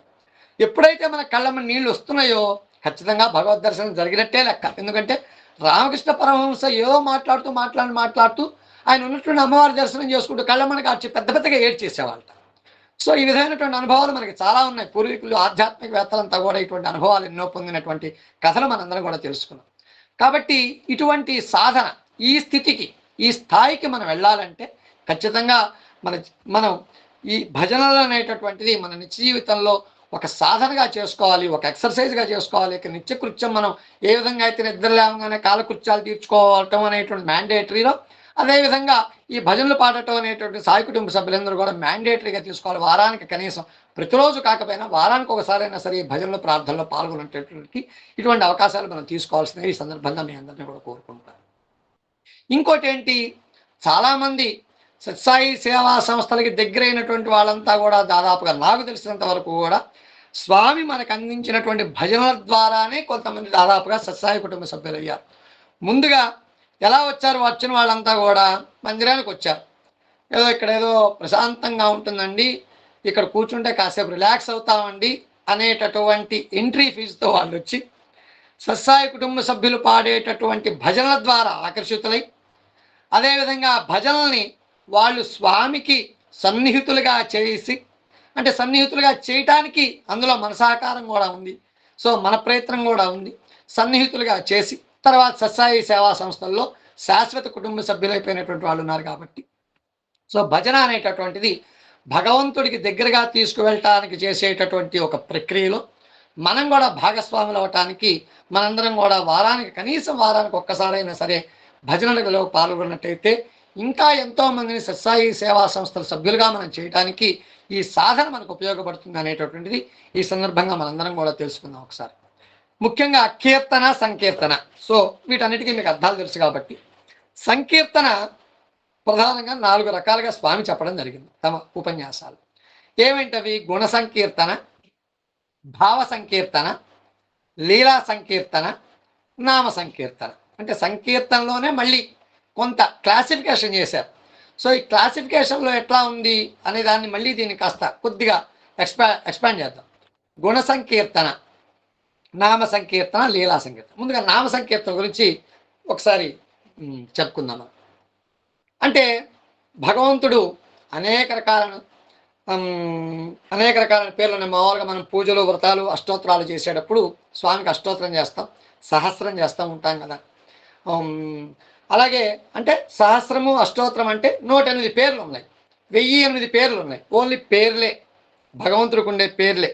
ఆయన వివిధ సందర్భాల్లో ఆయన చేసినటువంటి అద్భుతాల ద్వారా ఆ పేర్లన్నీ కూడా ఆయనకి వచ్చినట్టుగా మనము ఆ పేర్లలో అర్థం వచ్చే పేర్లు అందులో కూడా ఉంటాయి. అంటే కేవలం పేర్లని మాత్రమే లయబద్ధంగా పదే పదే మనం పలుకుతూ ఉంటాం. అంటే ఒక భగవన్నామాన్ని అందరం కలిసి ఒకే స్వరంతో పాడుతూ ఉంటారు. ఇందులో పెద్దగా సాహిత్యమే ఉండదు. అదేవిధంగా దీనిలో భగవంతుడు చేసినటువంటి గొప్ప రకాలైన పనులు ఏముండవు. ఇందులో కేవలం పేరు మాత్రమే. హరే కృష్ణ హరే రామ్ సాయి రామ్ సాయి రామ్ మా. అదేవిధంగా రామకృష్ణ హరి నారాయణ రామకృష్ణ జయ రామకృష్ణ తుమహో జయ రామ్ సాయి కృష్ణ తుమహో జనార్దనానందలాల గోవింద గోపాల. ఇటువంటి భజనలన్నీ తీసుకుంటే మనం చూడండి, ఇందులో కేవలం పేరు మాత్రమే ఉంటుంది. ఈ పేరు పాడుతుంటే భజనలతో కూడా మనం ఖచ్చితంగా అద్భుతమైనటువంటి ఆధ్యాత్మికమైనటువంటి ఆనందాన్ని ఖచ్చితంగా మనం పొందుతాం. ఇవన్నీ కూడా నామ సంకీర్తన యొక్క కోవలోకి ఇవన్నీ వస్తాయి. నెక్స్ట్ ఏంటి? గుణ సంకీర్తన. అంటే నామం కూడా ఈ గుణ సంకీర్తనలో ప్రస్తావిస్తూ ఆ భగవంతుడు ఏ భగవంతుడినైతే ఉద్దేశించి మనం భజన చేస్తున్నామో ఆయన చేసినటువంటి అద్భుతాలన్నింటినీ కూడా మనం ఈ భజనలో మనం పాడుకుంటూ ఉంటాం. అంటే ఉదాహరణకి శ్రీరామచంద్రుడు దయామయుడనో లేకపోతే శ్రీకృష్ణుడు వెన్నదొంగనో ఈ విధంగా ప్రార్థిస్తుంటాం కదా. అంటే ఉదాహరణ చెప్పాలంటే చిత్తచోరా యశోదాకే బాల్ నవనీత చోర గోపాల్. ఇక్కడ ఆ భగవంతుడు చేసినటువంటి పని మనం ఇక్కడ ప్రస్తావిస్తాం. నవనీత చోర గోపాల్. అలా కరుణా సముద్ర శ్రీరామ కౌసల్య తనయా శ్రీరామ. లేకపోతే కొన్ని సందర్భాల్లో రావణ మర్దన, ఇటువంటి పేర్లు కూడా అప్పుడప్పుడు మనకి భజనలో వస్తూ ఉంటాయి. సో ఇవన్నీ కూడా భగవంతుని ఆ రూపంలో, ఆ అవతారంలో ఆ వారు చేసినటువంటి అలాగే మనకు అందించినటువంటి అద్భుతమైనటువంటి గుణాలన్నీ కూడా ఈ భజనలో మనకు ఉంటాయి. ఇవన్నీ కూడా గుణ సంకీర్తన కోవకు చెందినటువంటి భజనలు. ఇలా పాడుతున్నప్పుడు ఏమవుతుంది? భగవంతుని యొక్క ఉన్నతమైనటువంటి ఆయన చేసినటువంటి దివ్యలీలామృత వైభవ విశేషాలు మనల్ని ఎక్కడో స్పందింపజేస్తాయి. అంటే సాధారణంగా దీని గురించి చెప్పాలంటే చూడండి, ఎవరో ఒక ఆయన రోజు ఫలానా గుడికి వెళ్ళి ఏదో ప్రదక్షిణాలు చేసుకొస్తూ ఉంటాడు. సో ఎవరు అడుగుతారు, ఏమండి మీరు రోజు ఇన్ని గుళ్ళు ఉంటే అక్కడికి మాత్రమే వెళ్ళి ప్రదక్షిణ ఎందుకు చేస్తారంటే, అక్కడికి వెళ్తే ఏ పనైనా అవుతుందండి అని చెప్తాడు ఆయన. అట్లాగే ఇక్కడ కూడా మనం కూడా భగవంతుని యొక్క ఆ యొక్క గుణాలని మనం ఖచ్చితంగా తెలుసుకోగలిగితే భగవంతుడికి ఇంకాస్త దగ్గర అవటానికి ఈ గుణ సంకీర్తన అనేటువంటిది కూడా మనకి ఎంతో ఉపయోగపడుతుందని. నెక్స్ట్ లీలా సంకీర్తన.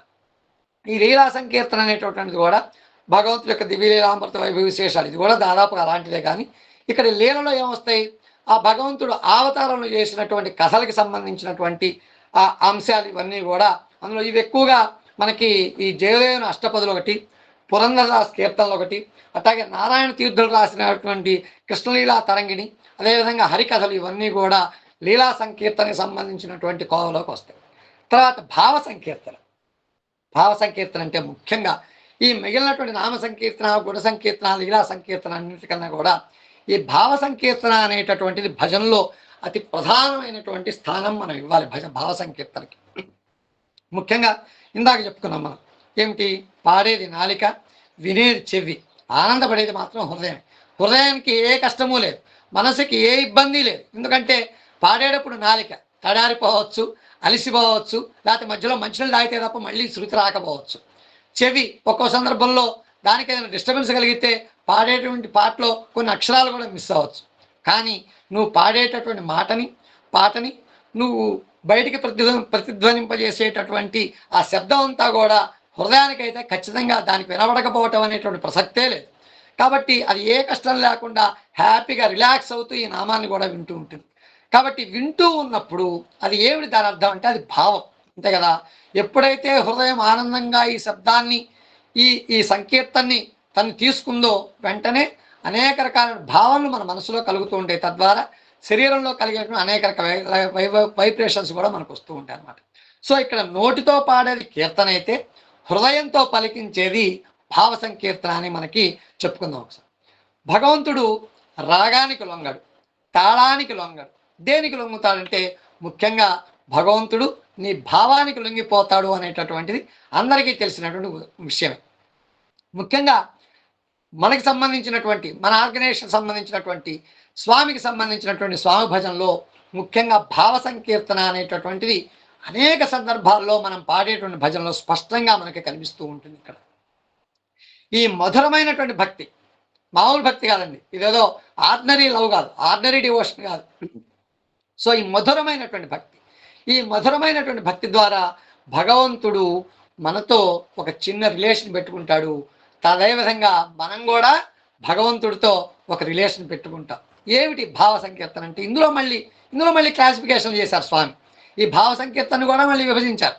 ఎలా విభజిస్తారు మనకి కనుక నవవిధ భక్తి మార్గాలు ఏ విధంగా అయితే 9 రకాలైనటువంటి క్రియలు భగవంతుని చేరుకోవడానికి భాగవతంలో మనకి ఇవ్వబడినాయో, అదేవిధంగా ఇక్కడ కూడా ఈ భావ సంకీర్తనలో కూడా ముఖ్యంగా మొట్టమొదటి శాంత భావన అని చెప్తున్నారు స్వామి.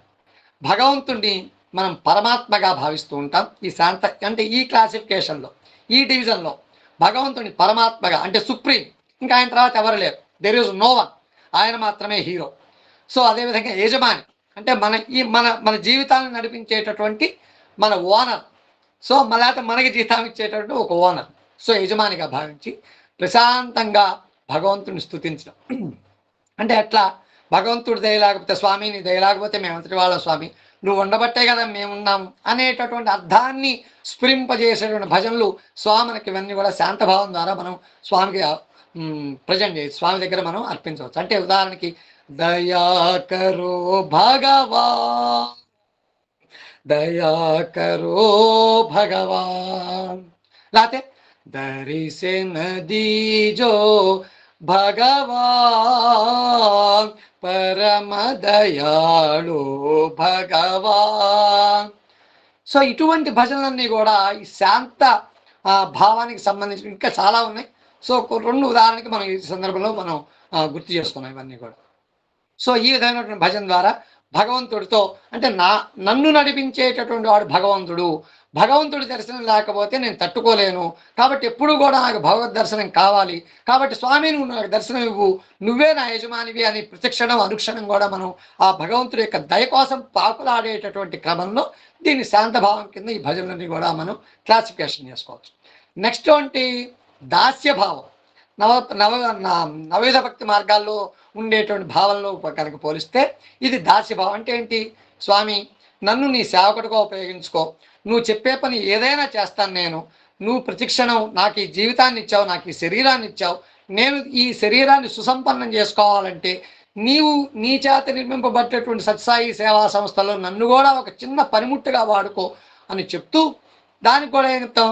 सहारा दो भगवान, मुझे दया करो, मुझे कृपा करो, मुझे सन्मति दो भगवान, मुझे సన్మతి దో భగవాన్. నాకు మంచి బుద్ధినిస్తే, నువ్వు మంచి బుద్ధినియటం వల్ల ఈ శరీరాన్ని నేను అద్భుతంగా మార్చుకుని నీ సేవలోకి నేను వస్తాను అనేటటువంటి. అట్లాగే సో ఈ విధమైనటువంటి భజనలు కూడా మనకి చాలా ఈ దాస్యభావం కిందకు వస్తూ ఉంటాయి. తర్వాత సఖ్యభావం. సఖ్యభావం అంటే మీరు అందరూ చూడండి, తపోవనం పారాయణలో లాస్ట్లో ఉంటుంది. ఈ నవవిధ భక్తి మార్గాలతో సత్సాయి దర్శనం మనం ఎలా చేసుకోవచ్చు అనేటువంటి దాని మీద ఒక పేజీ రాయబడి ఉంటుంది అక్కడ. ఒకసారి చూడండి మీరు. ఇది సందర్భం ఇంకా లెంగ్త్ అయిపోతుంది కాబట్టి ఈ సందర్భంగా నేను చెప్పలేకపోతాను. సో ఇక్కడ ఈ సఖ్యభావం. సఖ్యభావం అంటే ఏంటి? దేవుణ్ణి ఒక రిలేషన్ కలుపుకోవటం. మనం ఎవరినైతే ఇష్టపడుతున్నామో ఆ భగవంతుణ్ణి మన అన్నగా, మన తమ్ముడిగా, మన మిత్రుడిగా, మన బంధువుగా మనం భావించుకుంటూ స్వామిని కీర్తించడం. సాయి మాత పిత దీనబంధు సఖా. సో ఇటువంటి ఈ సాహిత్యంతో కూడినటువంటి భజనలన్నీ కూడా మనకి సఖ్యభావంతో వస్తాయి. అంటే ఏంటంటే ఫస్ట్ ఆయన ఉన్నతమైనటువంటి స్థితిలో ఊహించుకున్నాం, తర్వాత నేను నీకు సేవ చేసేటువంటి స్థితిలోకి వచ్చాం, తర్వాత కొన్నాటికి బాగా మంచి రిలేషన్ ఏర్పడింది మా ఇద్దరి మధ్య, భగవంతుడితో కొద్దిగా బాగా సాన్నిహిత్యం వచ్చింది. ఏంటి స్వామి, నువ్వు కూడా నన్ను ఇట్లా అంటావా, నేను నీ తమ్ముడు లాంటి వాడిని, నీ కొడుకు లాంటి వాడిని, నీ కొడుకు కూడా నువ్వు ఇట్లాగే చేస్తా అంటే బాగా భగవంతుడికి భక్తుడికి మధ్య బాగా రిలేషన్ పెరిగిపోయినప్పుడు అప్పటిదాకా మీరు మీరు మీరు మీరు అని స్వామిని సంబోధించాడు. మనం ఎక్కడ స్థితికి వస్తాం? నువ్వు అనేటువంటి స్థితికి వస్తాం. సో ఎప్పుడు నువ్వు అంతా మనం నువ్వు అంటే బాగా మన ఇద్దరి మధ్య రిలేషన్ ఉన్నట్టే కదా దాని అర్థం. సో ఆ స్థాయికి వెళ్ళాలి. ఫస్ట్ యజమాని స్థాయిగా మనం భగవంతుని భావించే స్థితి నుంచి మనం నువ్వే తల్లి, నువ్వే తండ్రి, నువ్వే నా అన్న, నువ్వే నా గురువు, నువ్వే నా ఫ్రెండు అనేటువంటి స్థాయికి. తర్వాత ఇంకోటి ఏంటి? వాత్సల్య భావం వచ్చేస్తుంది చివరికి. భగవంతుడు ఆయన అయ్యో ఆ స్వామి అన్నం తిన్నాడా లేదా, అయ్యో స్వామికి నేను పెట్టకుండా తిన్నానే, అయ్యో ఈరోజు స్వీట్ చేశాను స్వామికి నేను నైవేద్యం పెట్టలేదే. అంటే మనం చేసేటువంటి నిత్యకృత్యమైనటువంటి కార్యక్రమాల్లో ప్రతి దానిలో కూడా భగవంతుని ఇన్వాల్వ్ చేసుకుంటూ భావించడం అనేటటువంటిది ముఖ్యంగా ఇది ప్రధానమైన. దేవుణ్ణి బిడ్డగా భావించవచ్చు, లేకపోతే కొడుకుగా భావించవచ్చు, లేకపోతే తండ్రిగా భావించవచ్చు. అయ్యో ఈరోజు స్వామికి నైవేద్యం స్వామికి పెట్టాను నేను, స్వామి ఎంతవరకు కష్టపడ్డారు. అప్పుడప్పుడు చూడండి మనం భజనలకు వెళ్తూ ఉంటాం, భజనలో పెట్టినప్పుడు ఏవో ప్రసాదాలు పెడుతుంటారు. అంటే ఈ మాట అప్రస్తుతమైన ఊరికి సందర్భం వచ్చింది కాబట్టి చెప్తున్నాను. ఏదో ప్రసాదం పెడతారు, ఆ ప్రసాదం అంత బ్రహ్మాండంగా ఉండకపోవచ్చు మనం నోట్లో పెట్టుకోగానే.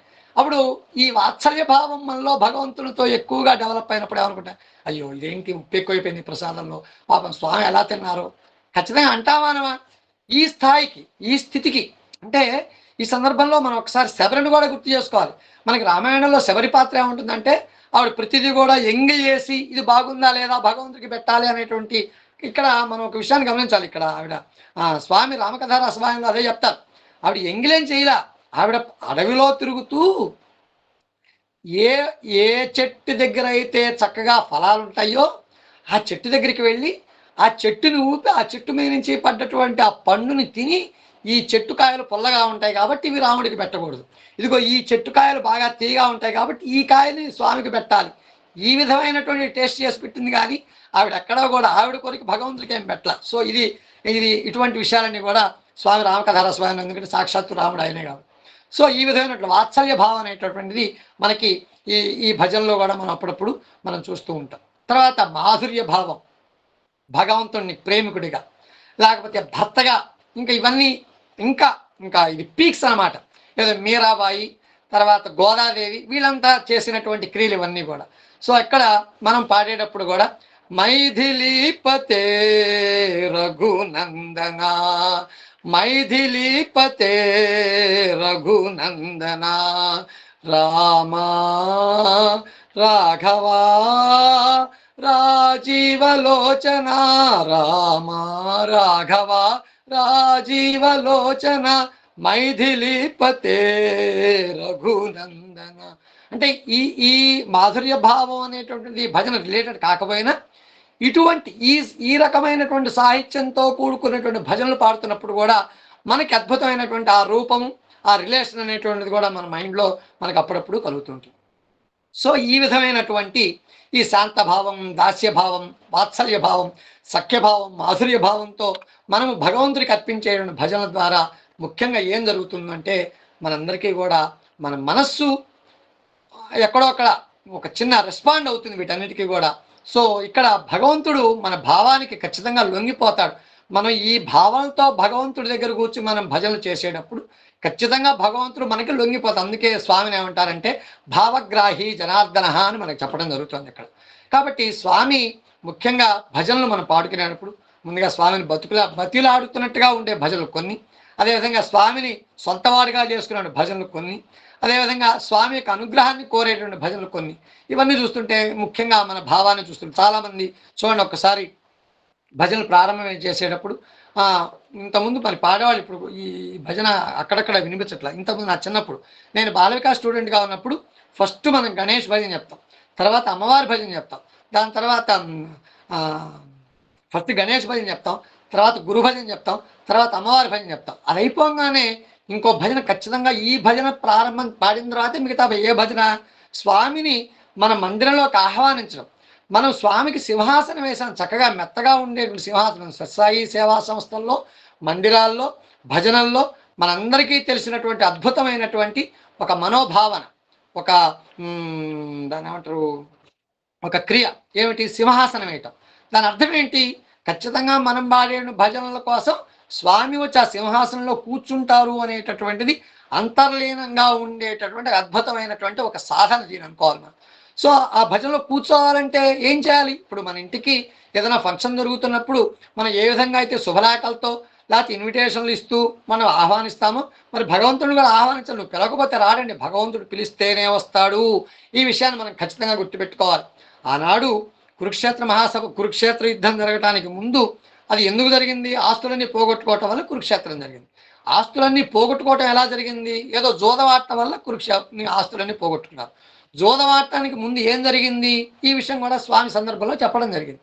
సో స్వామికి, శ్రీకృష్ణ పరమాత్మకి ఆయన అడుగుతాడు, పేరు గుర్తురావట్లేదు, శ్రీకృష్ణ పరమాత్ముని ధర్మరాజు వీళ్ళు వెళ్ళి చెప్తారు. ఏం చెప్తారంటే, అయ్యా మేమంతా మా అన్నలు వాళ్ళు, మా తమ్ముళ్ళు వాళ్ళంతా కూడా సరదాగా గేమ్ ఆడుకోవటానికి వెళ్తున్నాం, దయచేసి ఇదంతా కేవలం ఆనందకరమైనటువంటి సందర్భమే తప్ప ఇందులో ఏ విధమైన కక్షలు కార్పణ్యాలు ఇవేమీ లేవు, అందువల్ల దయచేసి నువ్వేమి ఇన్వాల్వ్ అవుద్దని ధర్మరాజు శ్రీకృష్ణుడికి ముందుగా చెప్పే వెళ్తాడు.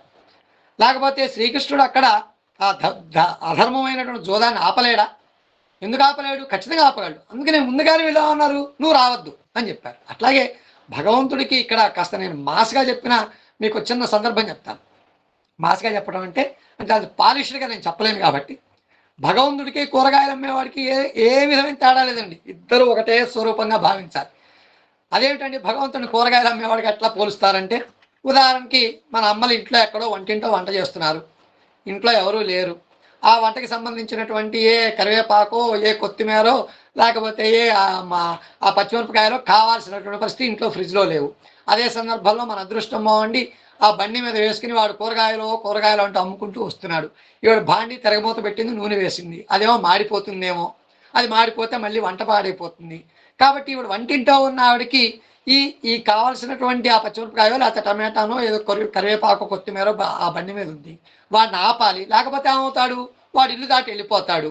సో వంట 100% సక్సెస్ అవ్వదు. అప్పుడు ఏం చేయాలి? ఆవిడ వంటింటో నుంచుని వంట చేస్తున్నటువంటి ఆవిడ బయట రోడ్డు మీద పోతున్నటువంటి కూరగాయలు అమ్మేవాడికి వినిపించే విధంగా ఓ అబ్బి అని పెద్దగా కేకేయాలి. కేకేస్తే అప్పుడు ఆ కూరగాయలు అమ్మేవాడు ఏం చేస్తాడు, పోతూ పోతూ ఇంటి మహోరన్ని ఎవరో పిలిచారని ఆగుతాడు కదా. అదేవిధంగా భగవంతుడిని కూడా మనం అదే ఆర్తితో పిలవాలి అనేటటువంటిది ఈ సందర్భంలో మనందరం చెప్పుకోవాలి. అంటే స్వామి చెప్పినటువంటి వాడు బావిలో పడ్డటువంటి వాడు వాళ్ళలో వాడే ఓ రామ ఓ కృష్ణ అని సన్నటి స్వరంతో పలికితే ఎట్లా? ఏ స్వరంతో పలకాలి? ఆ రోడ్డు మీద పోతునేటటువంటి వాడు బావిలో ఎవడో పడిపోయాడు, ఎవడో పిలుస్తున్నాడు, అందువల్ల వాడి దగ్గరికి వెళ్ళి బావి దగ్గరికి వచ్చి బావిలో పడ్డవాడిని చేయబట్టుకుని బయటికి లాగేటటువంటి పరిస్థితిగా ఉండేట్టుగా మనం ఆ భగవంతుని పిలవాలి అని స్వామి చెప్పడం జరిగింది. అదేవిధంగా భగవంతుడిని పిలిచేటప్పుడు కూడా మనం ఎలా పిలవాలంటే ఆ విధంగా మనం ఏర్పాటు చేసినటువంటి ఆ ప్రదేశంలో భగవంతుడు రావాలి అంటే మనం ఆర్తిగా పిలవాలి, ప్రేమగా పిలవాలి, గౌరవంగా పిలవాలి. ఆవో ఆవో స్వామి హృదయ మందిర్ మే आवो స్వామి ఆవో ఆవో స్వామి. నువ్వు పిలిస్తే కదా, భగవంతుడితో మాట్లాడితేనే కదా నువ్వు వచ్చేది. భగవంతుడితో మాట్లాడకుండా ఆయన ఎందుకు వస్తాడు? రాడు కదా.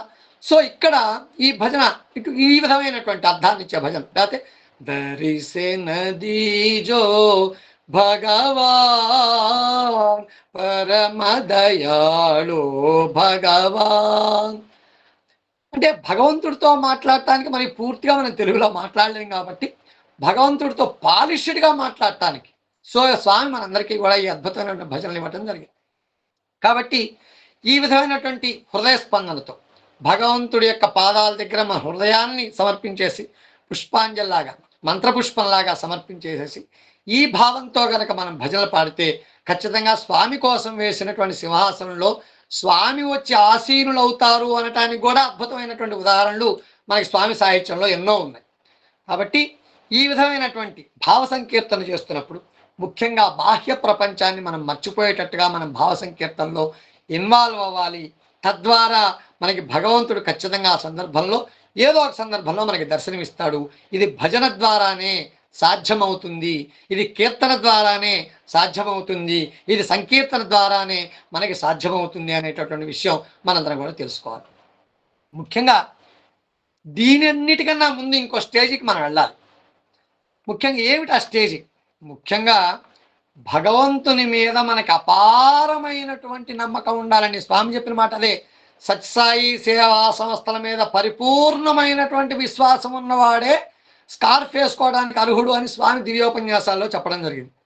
అట్లాగే భగవంతుడి మీద పరిపూర్ణమైనటువంటి విశ్వాసం ఉండాలి. భగవంతుడి మీద అద్భుతమైనటువంటి ఆయనకు ఉండేటువంటి శక్తి మీద మనకు అచంచలమైనటువంటి విశ్వాసం ఉండాలి అనేటటువంటి భావనతో ఉన్నప్పుడు మాత్రమే ఇందాక చెప్పినటువంటి అనేక రకాలైనటువంటి ఈ క్లాసిఫికేషన్స్ అన్నీ కూడా భజనలో అప్లై అవుతాయి. కాబట్టి ఆ నమ్మకం రావాలంటే ముందుగా ఏం చేయాలి? భగవంతుడి మీద పరిపూర్ణమైనటువంటి విశ్వాసం, భగవంతుడి మీద పరిపూర్ణమైన నమ్మకం కలగాలంటే ఆ భగవంతుడి గురించి మనం తెలుసుకోవాలి. తెలుసుకోవటానికి అనేక రకాల మార్గాలు ఉన్నాయి. ఆ భగవంతుడికి ఆల్రెడీ అయినటువంటి భక్తుల దగ్గర నుంచి మనం దివ్యలీలామృత వైభవ విశేషాలు వింటాం.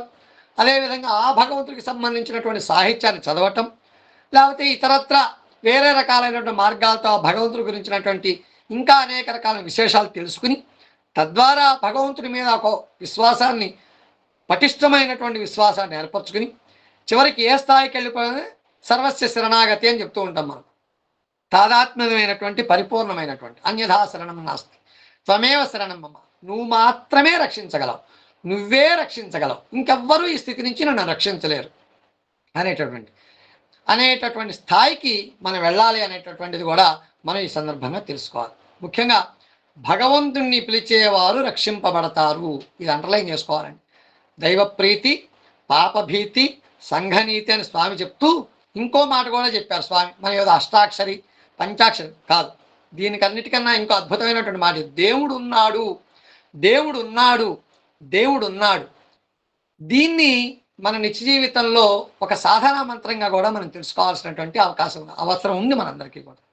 ఎందుకు అంటే భగవంతుడిని పిలిచేవారు రక్షింపబడతారు. దీనికి మనకి పురాణాల్లో అద్భుతమైనటువంటి ఉదాహరణలు చాలామంది ఉన్నారు. అందులో ప్రహ్లాదుడు అనేక రకాలైనటువంటి బాధలు పడ్డాడు. ఆయన చిన్నప్పటి నుంచే నారాయణ నామ మంత్రాన్ని ఎక్కడో కూడా విస్మరించకుండా చివరికి తండ్రికి కూడా శత్రువైపోయి చివరికి తండ్రికి కూడా మోక్షాన్ని ప్రసాదించినటువంటి అద్భుతమైనటువంటి జన్మ ప్రహ్లాదుడిది. ఆయన విషం దాగిచ్చారు, పాముల చేత కనిపించారు, ఏనుగుల చేత తొక్కిచ్చారు, కొండల మించి తోయించారు, ఇంకా అనేక రకాల శారీరకమైనటువంటి ఎన్నో బాధలు పెట్టారు. కానీ దేనికి ఆయన ఏ పరిస్థితుల్లో కూడా ఇబ్బంది పడల. ఈ బాధలన్నీ ఎవరికి అప్పగించాడు? భగవంతుడికి అప్పగించాడు, నారాయణకి అప్పగించేశాడు. అందువల్ల ఆయన ఏది ఫీల్ అవ్వాల. ఆయన శారీరకంగా కావచ్చు, మానసికంగా కూడా ఎక్కడా ఏ విధమైన ఇబ్బందులు పడలేదని మనకి భాగవతంలో చెప్తుంది, ప్రహ్లాద చరిత్రలో చెప్పబడుతుంది. అట్లాగే మార్కండేయుడు, మరి మార్కండేయుడు కూడా మరి 14 సంవత్సరాల వయసుకి చనిపోయేటువంటి పిల్లవాడిని ప్రసాదించాడు మహాశివుడు. ప్రసాదిస్తే చివరికి ఏమన్నాడు, వాళ్ళ అమ్మ ఏడుస్తోంది. సహజంగా కారణజన్ముడు కాబట్టి ఆ శివుని యొక్క ఔన్నత్యాన్ని తెలుసుకున్నాడు. ప్రతిరోజు కూడా శివనామస్మరణలో తన జీవితాన్ని ధన్యం చేసుకున్నాడు. మరి ఆ మృత్యు ఆసన్నమైపోయింది, యమభట్లు వచ్చారు. చివరికి ఆ లింగాన్ని వాటేసుకున్నాడు. అక్కడ కూడా అన్యథా శరణం నాస్తి త్వమేవ శరణం మమ తస్మాత్ కారుణ్య భావేన రక్ష రక్ష మహేశ్వరాన్ని కేకేశాడు. యముణ్ణి కూడా మరి ఆగిపోయాడు, మృత్యుంజయుడయ్యాడు. ఇది దేనికి సాధ్యమైంది? భగవంతుని పిలిచాడు కాబట్టి. భగవంతుని పిలిచేవారు రక్షింపబడతారు. ఈ విషయంలో కూడా మనకి ఇక్కడ రుజువైంది. గజేంద్ర మోక్షం, మరి దాదాపుగా ముసలి కాళ్ళు పట్టుకున్నటువంటి ఆ ఏనుగు తన శరీరంలో ఉండేటువంటి అహంకారం అంతా కూడా నీళ్ళ రూపంలో కారిపోయి చివరికి తావులు తెప్పిన మూర్ఛ వచ్చే, ఓ భద్రాద్రీశ్వర ఎక్కడున్నారో రావయ్యా బాబు, నువ్వు తప్ప నన్ను రక్షించేవారు ఎవరు లేరంటే, సిరికిని చెప్పడు శంఖ చక్రములు చేదో ఈ సంధింపుడని ఆ విధంగా భార్యాబిడ్డలకి, చక్రానికి చెప్పలేదు, ఐరావతానికి చెప్పలేదు, గరుత్మంతుడికి చెప్పలేదు, ధన్మని పరిగెత్తుకుంటూ వచ్చేసి మరి ఆ గజేంద్ర మోక్షంలో మరి ఆ ఏనుగుని రక్షించాడా లేదా? అదేవిధంగా భక్త కన్నప్ప ఒక కన్ను తీసి తాదాత్మ్య స్థితిలో ప్రేమతో మరి రెండో కన్ను పెట్టవద్దు, నువ్వే నాకు ప్రాణమయ్యా, నువ్వే ఆ విధంగా కన్నీళ్లు గారుస్తుంటే నేనే, నాకు కళ్ళున్నా లేకపోయినా నీ నామం ఉంటే చాలు, నీ యొక్క అనుగ్రహం నా మీద ఉంటే చాలని మరి రెండో కన్ను కూడా తీసి పెడుతుంటే వెంటనే ఆ భక్త కన్నప్పను అనుగ్రహించాడా లేదా? కాబట్టి ఇక్కడ భగవంతుని పిలిచేవారు రక్షింపబడతారు అని చెప్పడానికి మనకి ధార్మికంగా పౌరాణికంగా మనకి ఎన్నో ఎన్నో ఎన్నో ఎన్నో రుజువులు ఉన్నాయి. కాబట్టి మనం భగవంతుని యొక్క మర్చిపోతే ఎట్లా?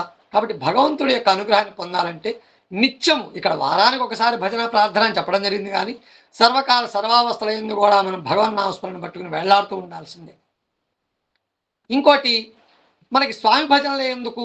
భజనలకి అనేక రకాలు మరి అన్నమాచార్య కీర్తనలు ఉన్నాయి, పురంధరదాస్ కీర్తనలు ఉన్నాయి, లేకపోతే ఇంకా జయదేవుడు ఇచ్చినటువంటి అష్టపదులు ఉన్నాయి. ఇలా చాలామంది వాగ్గేయకారులు ఎంతోమంది భగవంతుడికి సంబంధించినటువంటి ఆధ్యాత్మిక సంబంధమైనటువంటి గేయాలు ఇచ్చారు, కీర్తనలు ఇచ్చారు, సంకీర్తనలు ఇచ్చారు, భజనలు ఇచ్చారు. కానీ స్వామి భజనలే మనం ఎందుకు తీసుకోవాలి అనేటువంటి దాని మీద కూడా మనం ఒక్కసారి మాట్లాడుకుందాం. ఇక్కడ ఉదాహరణకి మీ ఇంట్లో లలితా సహస్రనామం లేకపోతే విష్ణు సహస్రనామం ఏదో పారాయణ పెట్టారు. పొద్దున్నే కాస్త గణపతి పూజతో ప్రారంభం చేశారు. ఒక 15 మందో 20 మందో వచ్చి ఆ లలితా సహస్రనామ పారాయణలో కూర్చున్నారు, అక్కడ ప్రారంభించారు. సో ఈ లలితా సహస్రనామ పారాయణ చేసేటప్పుడు తలాకాశలు పుస్తకాలు ఇచ్చారు. ఆ లాస్ట్ వరుసలో కూడా కొంతమంది కూర్చుంటారు. సో వాళ్ళకి పాపం తెలియదు లలితా సహస్రనామ పారాయణ ఎలా చేయాలో తెలియదు. ఏదో వినేటటువంటి అద్భుతమైనటువంటి అవకాశం ఉంది తప్ప చదివేటువంటి శక్తి లేదు. సరే ఫస్ట్ కాసేపు ఇంట్రెస్ట్గా 10 నిమిషాలు వింటారు పాపం. శ్రీమాత శ్రీ మహారాజ్ఞి శ్రీమత్ సింహాసనేశ్వరి చిదగ్ని కొండ సంభూత దేవకారి సముద్యత ఏదో ఫస్ట్ ఒక 4-5 శ్లోకాల దాకా జాగ్రత్తగా వింటారు. విన్న తర్వాత ఇంకా లాస్ట్ లైన్లో కూర్చున్న వాళ్ళ పరిస్థితి ఏంటి అమ్మాయి ఏం చేస్తుంది, అబ్బాయి ఏంటి ఇప్పుడు అంతా ఎంత సంపాదిస్తున్నాడు, ఆస్ట్రేలియాలో ఉన్నాడా, అమెరికాలో ఉన్నాడా, యూకేలో ఉన్నాడా, ఇవి ముచ్చట్లు జరుగుతుంటాయి. లాస్ట్ లైన్ అంతా కూడా జరిగేది ఇదే. వాళ్ళేమి అందుకు చివరికి మళ్ళీ అంతా అయిపోయిన తర్వాత 9 సార్లు 108 సార్లు ఏదో పారాయణ అయిపోయిన తర్వాత చివరికి మళ్ళీ మంగళం కోసలేంద్ర మహనీయ గుణాత్మనే చక్రవర్తి తనోజ హారతి ఇస్తాం కదా, అప్పుడు లేచి మళ్ళీ దండం పెట్టుకుంటారు. అదే మీ ఇంట్లో భజన పెట్టండి. భజన పెడుతూ చక్కగా భజన పాడుతూ చిన్న ఇందాక చెప్తున్నాం నామ సంకీర్తన, కేశవా మాధవ గోవింద గోపాల హరి బోల్ హరి హరి బోల్ కేశవ మాధవ గోవింద బోల్ కేశవ మాధవ గోవింద బోల్. సులభమైనటువంటి పాడటానికి అనుకూలంగా ఉండేటటువంటి అర్థమయ్యేటటువంటి ఈ సాహిత్యము ముఖ్యంగా స్వామి భజనలో మాత్రమే ఉంటుంది. ఇది పలకటానికి వినటానికి సాధన చేయటానికి అన్నిటికీ అనుకూలంగా యోగ్యమైనటువంటి భజన కాబట్టి ఖచ్చితంగా లాస్ట్ లైన్లో కూర్చునేటటువంటి వాళ్ళు కూడా ఈ నామాన్ని పలకటానికి వీలుగా ఉంటుంది. కాబట్టి స్వామి యొక్క భజన సాహిత్యం చాలా సరళంగా సామాన్యులకు కూడా అర్థమయ్యే విధంగా ఉంటుంది. స్వామి అలా తయారు చేశారు. ఇంకోటి, భగవంతుడి యొక్క నామాన్ని భజన ద్వారానే పొందాలా, వేరే రూపాల్లో వేరే సాధన ద్వారా పొందచ్చా పొందక్కలేదా అంటే ఉదాహరణకు అనుకుందాం, రుద్రమే ఉందనుకుందామండి. ఓం నమస్తే అస్తు భగవన్ విశ్వేశ్వరాయ మహాదేవాయ త్రయంబికాయ త్రిపురాంతకాయ త్రికాగ్నికాలాయ కాలాగ్ని రుద్రాయ నీలకంఠాయ మృత్యుంజయాయ సర్వేశ్వరాయ సదాశివాయ శ్రీమన్మహాదేవాయ నమః. ఓం సించమే మయశ్చమే ప్రియంచమే అను కామశ్చమే కామశ్చమే సో మనసశ్చమే శ్రీవత్సవక్ష శ్రీవాస శ్రీపతి శ్రీమతాంబర శ్రీధ శ్రీశ శ్రీనివాస శ్రీనిధి శ్రీభావన శ్రీధర, ఇవన్నీ ఉన్నాయి. కానీ వీటి ద్వారా కూడా భగవంతుడి యొక్క అనుగ్రహాన్ని పొందొచ్చు, పొందకూడదనేం లేదు, ఇవన్నీ ఏం రిస్ట్రిక్షన్ ఏం కాదు. కానీ ఇవన్నీ వినాలంటే ఏం చేయాలి? మొదటిది సాధన చేయాలి, కృషి చేయాలి, గురుముఖత వినాలి. ఇవన్నీ ఇప్పుడు మనం చెప్పుకున్నటువంటివన్నీ కూడా. తర్వాత దీని మీద విశేషమైనటువంటి సాధన చేస్తే తప్ప నీకు మంత్రం అనేటటువంటిది స్పష్టంగా పలకాలి, మంత్రంలో ప్రతి అక్షరానికి కూడా స్పష్టత ఉండాలి. ఇలా ఉన్నప్పుడు మాత్రమే మనం దాన్ని వినగలుగుతాం, మళ్ళీ తిరిగి ప్రజెంట్ చేయగలుగుతాం. భజనకి ఆ ప్రాబ్లం లేదే. హరి హరి హరి హరి స్మరణ కరో గురు చరణ కమల ఝాన కరో. దీనిలో అంత కష్టమేం లేదే. ఇందులో ద్విత్వాక్షరాలు లేవు, సంధులు లేవు, సమాసాలు లేవు, నోరు తిరగనటువంటి పదాలు లేవు. కాబట్టి స్వామి సాహిత్యం చాలా ఈజీగా ఉంటుంది, ప్రతి ఒక్కరూ కూడా పాడుకోవటానికి అనుకూలంగా ఉంటుంది. మనం పాడేటప్పుడు నేర్చుకోవటానికి కూడా ఈజీగా ఉండేటటువంటిది స్వామికి మనకి అద్భుతమైనటువంటి ఈ పదలాలిత్యంతో కూడుకున్నటువంటి భజనలందరికీ కూడా మనకి ఇచ్చారు. ఈ భజనలు యాజే సాయి కుటుంబ సభ్యుడిగా మనందరం కూడా 10 మందికి నేర్పాల్సినటువంటి బాధ్యత మనందరి మీద కూడా ఉంది. ఇక్కడ ఇంకోటి ఏంటంటే, ముఖ్యంగా సత్సాయి సేవా సంస్థల్లో సర్వదేవతాతీత స్వరూప భగవంతుడికి పేరు పెట్టాం మనం. అతీతమైనటువంటి వాడు. ఎటువంటి దేనికి అతీతం? సర్వదేవతలు. అందులో అనేక రకాలైన భగవంతుళ్ళు ఉన్నారు, అందులో ఇతర మతాలకు సంబంధించిన దేవుళ్ళు కూడా ఉన్నారు. కాబట్టి ఇక్కడ అంటే సత్సాయి సేవా సంస్థలో కేవలం రాముడి గురించే పాడతారండి, కృష్ణుడి గురించే మాటలు పాడతారండి, వాళ్ళు కేవలం హిందువులకు సంబంధించిన కాదండి. ఈ భావన కలగజేయకుండా ఉండటం కోసమే స్వామి మనకి సర్వమత ప్రార్థనలు కూడా మనకి ఇవ్వడం జరిగింది. మరి ఇప్పుడు మరి కొన్ని చోట్ల ఇది సాధనలో ఉంది, కొన్ని చోట్ల దీన్ని పాడట్లేదు. ఓం తత్స శ్రీ నారాయణతు పురుషోత్తమ గురుతూ. అందులో ఇది సర్వమత ప్రార్థన స్వామి ఇచ్చినట్టు. ప్రతి ఇంతకుముందు భజన అయిపోయిన తర్వాత ఖచ్చితంగా ఈ సర్వమత ప్రార్థన చేసేవాళ్ళు. తర్వాత ఇంకా ఆయన ఇచ్చినటువంటి భజనలు అల్లా నాము భజో భజో రే భజో మౌలా నాము భజో భజో రే భజో अल्लाह तुम हो ईश्वर तुम हो तुम्ही हो राम रहीम राम कृष्ण तुम हो जय राम साई कृष्ण तुम हो साई राम येसु पिता तुम हो हे राम अल्लाह ईश्वर हो अल्लाह हो अकबर. అంటే ఇటువంటి భజనలు కూడా ఎందుకు ఇచ్చారు స్వామి? ఇక్కడ ప్రత్యేకంగా కేవలం రాముడు కృష్ణుడే మాత్రమే కాదండి, మేమందరినీ కూడా సాయి అనేటటువంటి వాడు అందరూ సర్వమత సమానత్వం అనేటటువంటిది ఇక్కడ ఖచ్చితంగా ఉంటుంది.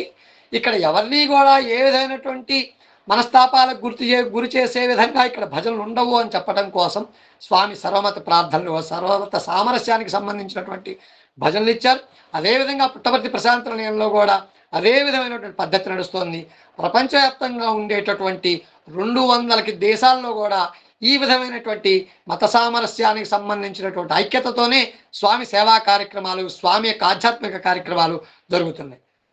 ముఖ్యంగా ఈ విధమైనటువంటి భజనలు పాడుతూ ఉంటే ముఖ్యంగా ముందుగా మూడు సార్లు భజన ప్రారంభంలో ముందుగా 3 సార్లు చెప్పే ఓంకారం, అదేవిధంగా భజన ప్రారంభం ఓంకారం అయిపోయిన తర్వాత గణేష్ భజన, తర్వాత అమ్మవారి భజన, తర్వాత గురు ప్రార్థన. ఇవన్నీ కూడా ముఖ్యంగా గణేష్ భజన వలన మనలో ఉండేటువంటి పాపాలన్నీ కూడా ప్రక్షాళన అయిపోయి మనందరం కూడా మోక్షం వైపు ప్రయాణం చేయించి జీవితాలను అర్థవంతంగా చేస్తాయని కూడా స్వామి అనేక సందర్భాల్లో తమ దివ్యోపన్యాసాల్లో చెప్పడం జరిగింది.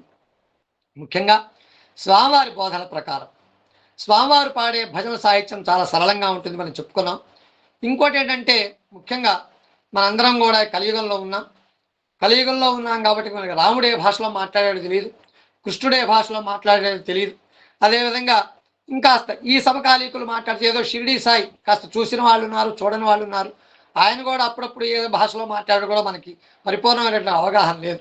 కానీ సాక్షాత్తు మనతో పాటు మనల్ని నడయాడేటటువంటి ఈ నేల మీదే మన సమకాలీకులుగా ఆ సాక్షాత్తు భగవంతుడు సత్సాయి అవతారంగా ఈ భూమి మీద ఉన్నారు.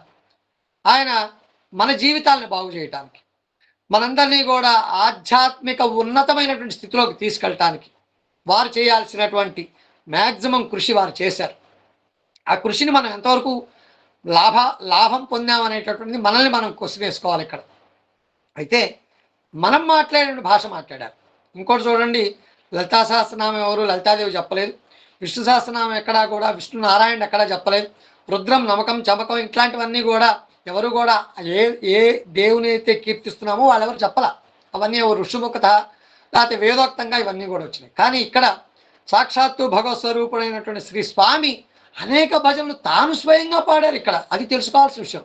ఇక్కడ భగవంతుడి నోటి ద్వారా వచ్చినటువంటి నామాన్ని మళ్ళీ తిరిగి మనం ఇప్పుడు గురుముఖత నేర్చుకున్నటువంటి మంత్రానికే అంత బలమని మనం అనుకుంటున్నప్పుడు, ఈ అష్టాక్షరి మంత్రాలు లేకపోతే ఈ పంచాక్షరి మంత్రాలు లేకపోతే కొంతమంది ఉపదేశాలు, కొంతమంది గురుముక్తగా తీసుకునేటువంటి దీక్షలు, వీటికే ఇంత పవర్ఫుల్ ఉందని మనం అనుకుంటున్నప్పుడు, సాక్షాత్తు భగవంతుడే తాను స్వయంగా సంకలనం చేసి తానే రాసి సంకలనం చేసి ఒక స్టైల్ దానికి రిథంని సృష్టించి ఆయన పాడి మన చేత పాడించి స్వామి నోటి ద్వారా వచ్చినటువంటి అద్భుతమైనటువంటి మంత్రం, దీన్ని మించినటువంటి మంత్రమే ఉందండి ఇంకా అసలు వేరే మంత్రం. స్వామి కస్తూరి గారు ఒక సందర్భంలో అంటారట, నేను ఈ నాళ్ళ నుంచి ఎదురు చూస్తున్నాను స్వామి, నాకు ఏదైనా కాస్త మీరు ఏమైనా మంత్రోపదేశిస్తారా అని స్వామి అడిగితే పెద్దగా నవ్వారట స్వామి.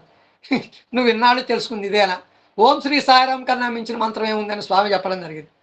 కాబట్టి స్వామి స్వయంగా పలికినటువంటి స్వామి నోటి నుంచి వచ్చినటువంటి మంత్రాలండి ఇవన్నీ కూడా. ఇవన్నీ అద్భుతమైన, ప్రతి అక్షరం ఒక మంత్రం, ప్రతి అక్షరము కూడా మన జీవితాన్ని, మన జీవితంలో ఉండేటువంటి కర్మబంధాలని ప్రక్షాళన చేసేటటువంటి అద్భుతమైనటువంటి ఒక మార్గము ఈ భజనలు. ఇంకో గొప్ప విశేషం చూడండి, భజన నేర్చుకుని పాడాలి. మనకు వచ్చినట్టు మనకు అనుకూలంగా భజన పాడకూడదని స్వామి అనేక సందర్భాల్లో చెప్పడం జరిగింది. సో భజన నేర్చుకుని పాడాలి. దానికి కూడా స్వామి రోల్ మోడలేనండు. స్వామి భగవంతుడే, ఆయనకి నేర్పడం ఏంటి అసలు, ఆయనకి నేర్పేటువంటి అవసరం ఉందా? ఆయనే సమవేదాల నుంచి లేకపోతే 4 వేదాలు ఆయనే, సర్వవేద స్వరూపుడు ఆయన. కాబట్టి కానీ భజన నేర్చుకుని పాడు అని చెప్పడానికి కూడా మనందరికీ అద్భుతమైనటువంటి భజన ఉంది. మనం ఎక్కడికో తీసుకెళ్ళిపోయాయి. హరి భజన బినా సుఖ శాంతి నహి, హరి నాము బినా ఆనంద నహి, సాయి భజన బినా సుఖ శాంతి నహి. ఈ భజన ఇది తెలుసు మీ అందరికీ కూడా. ఈ భజన సాయి కులవంతాల్లో ఒక ఉత్తరాది స్టూడెంట్ పాడాడు. స్వామి ఇంప్రెస్ అయిపోయారు ఈ భజనకి. ఇంప్రెస్ అయిపోయి ఆ స్టూడెంట్ని తన మందిరంలో ఉంచుకుని, ఎదురు మందిరంలో ఉంచుకుని, స్వామితో పాటు స్వామికి ఎన్ని రకాలైనటువంటి సేవలు జరుగుతాయో అన్ని రకాలైన సేవలు కూడా ఆ స్టూడెంట్కి అందజేసి, ప్రతిరోజు స్వామి ఈ భజన పిల్లాడి దగ్గర నేర్చుకుని, మళ్ళీ ఒకానొక సందర్భంలో సాయి కులవంతాల్లో స్వామి దివ్యోపన్యాసం అయిపోయిన తర్వాత సాయి భజన బినా సుఖ శాంతి నహి ఈ భజన పాడి అందరికన్నా ముందుగా ముఖ్యంగా స్టూడెంట్ వైపు చూసి, నేను భజన బాగా పాడానా బంగారు అన్నటువంటి భావన మనసులో ఆ మొహంలో చూపించి, ఆ స్టూడెంట్ దగ్గర నుంచి సర్టిఫికేట్ పొంది అటువంటి శిక్షణ పొందాలి అనేటటువంటి క్లాసుని మనకి భజన ద్వారా తెలియజేశారు. అంటే భజన నేర్చుకోవటం అనేటటువంటిది ఎంత శ్రద్ధాశక్తులతో కూడుకున్నదో మనకి ఈ స్వామి చెప్పినటువంటి సూత్రం ద్వారా మనం తెలుసుకోవాలి. అంత సాధన చేస్తే మనకి ఆ స్వామి యొక్క అద్భుతమైనటువంటి అవకాశాలు ఇస్తారని చెప్తూ, ముఖ్యంగా స్వామి స్వయంగా అవతార పురుషుడు.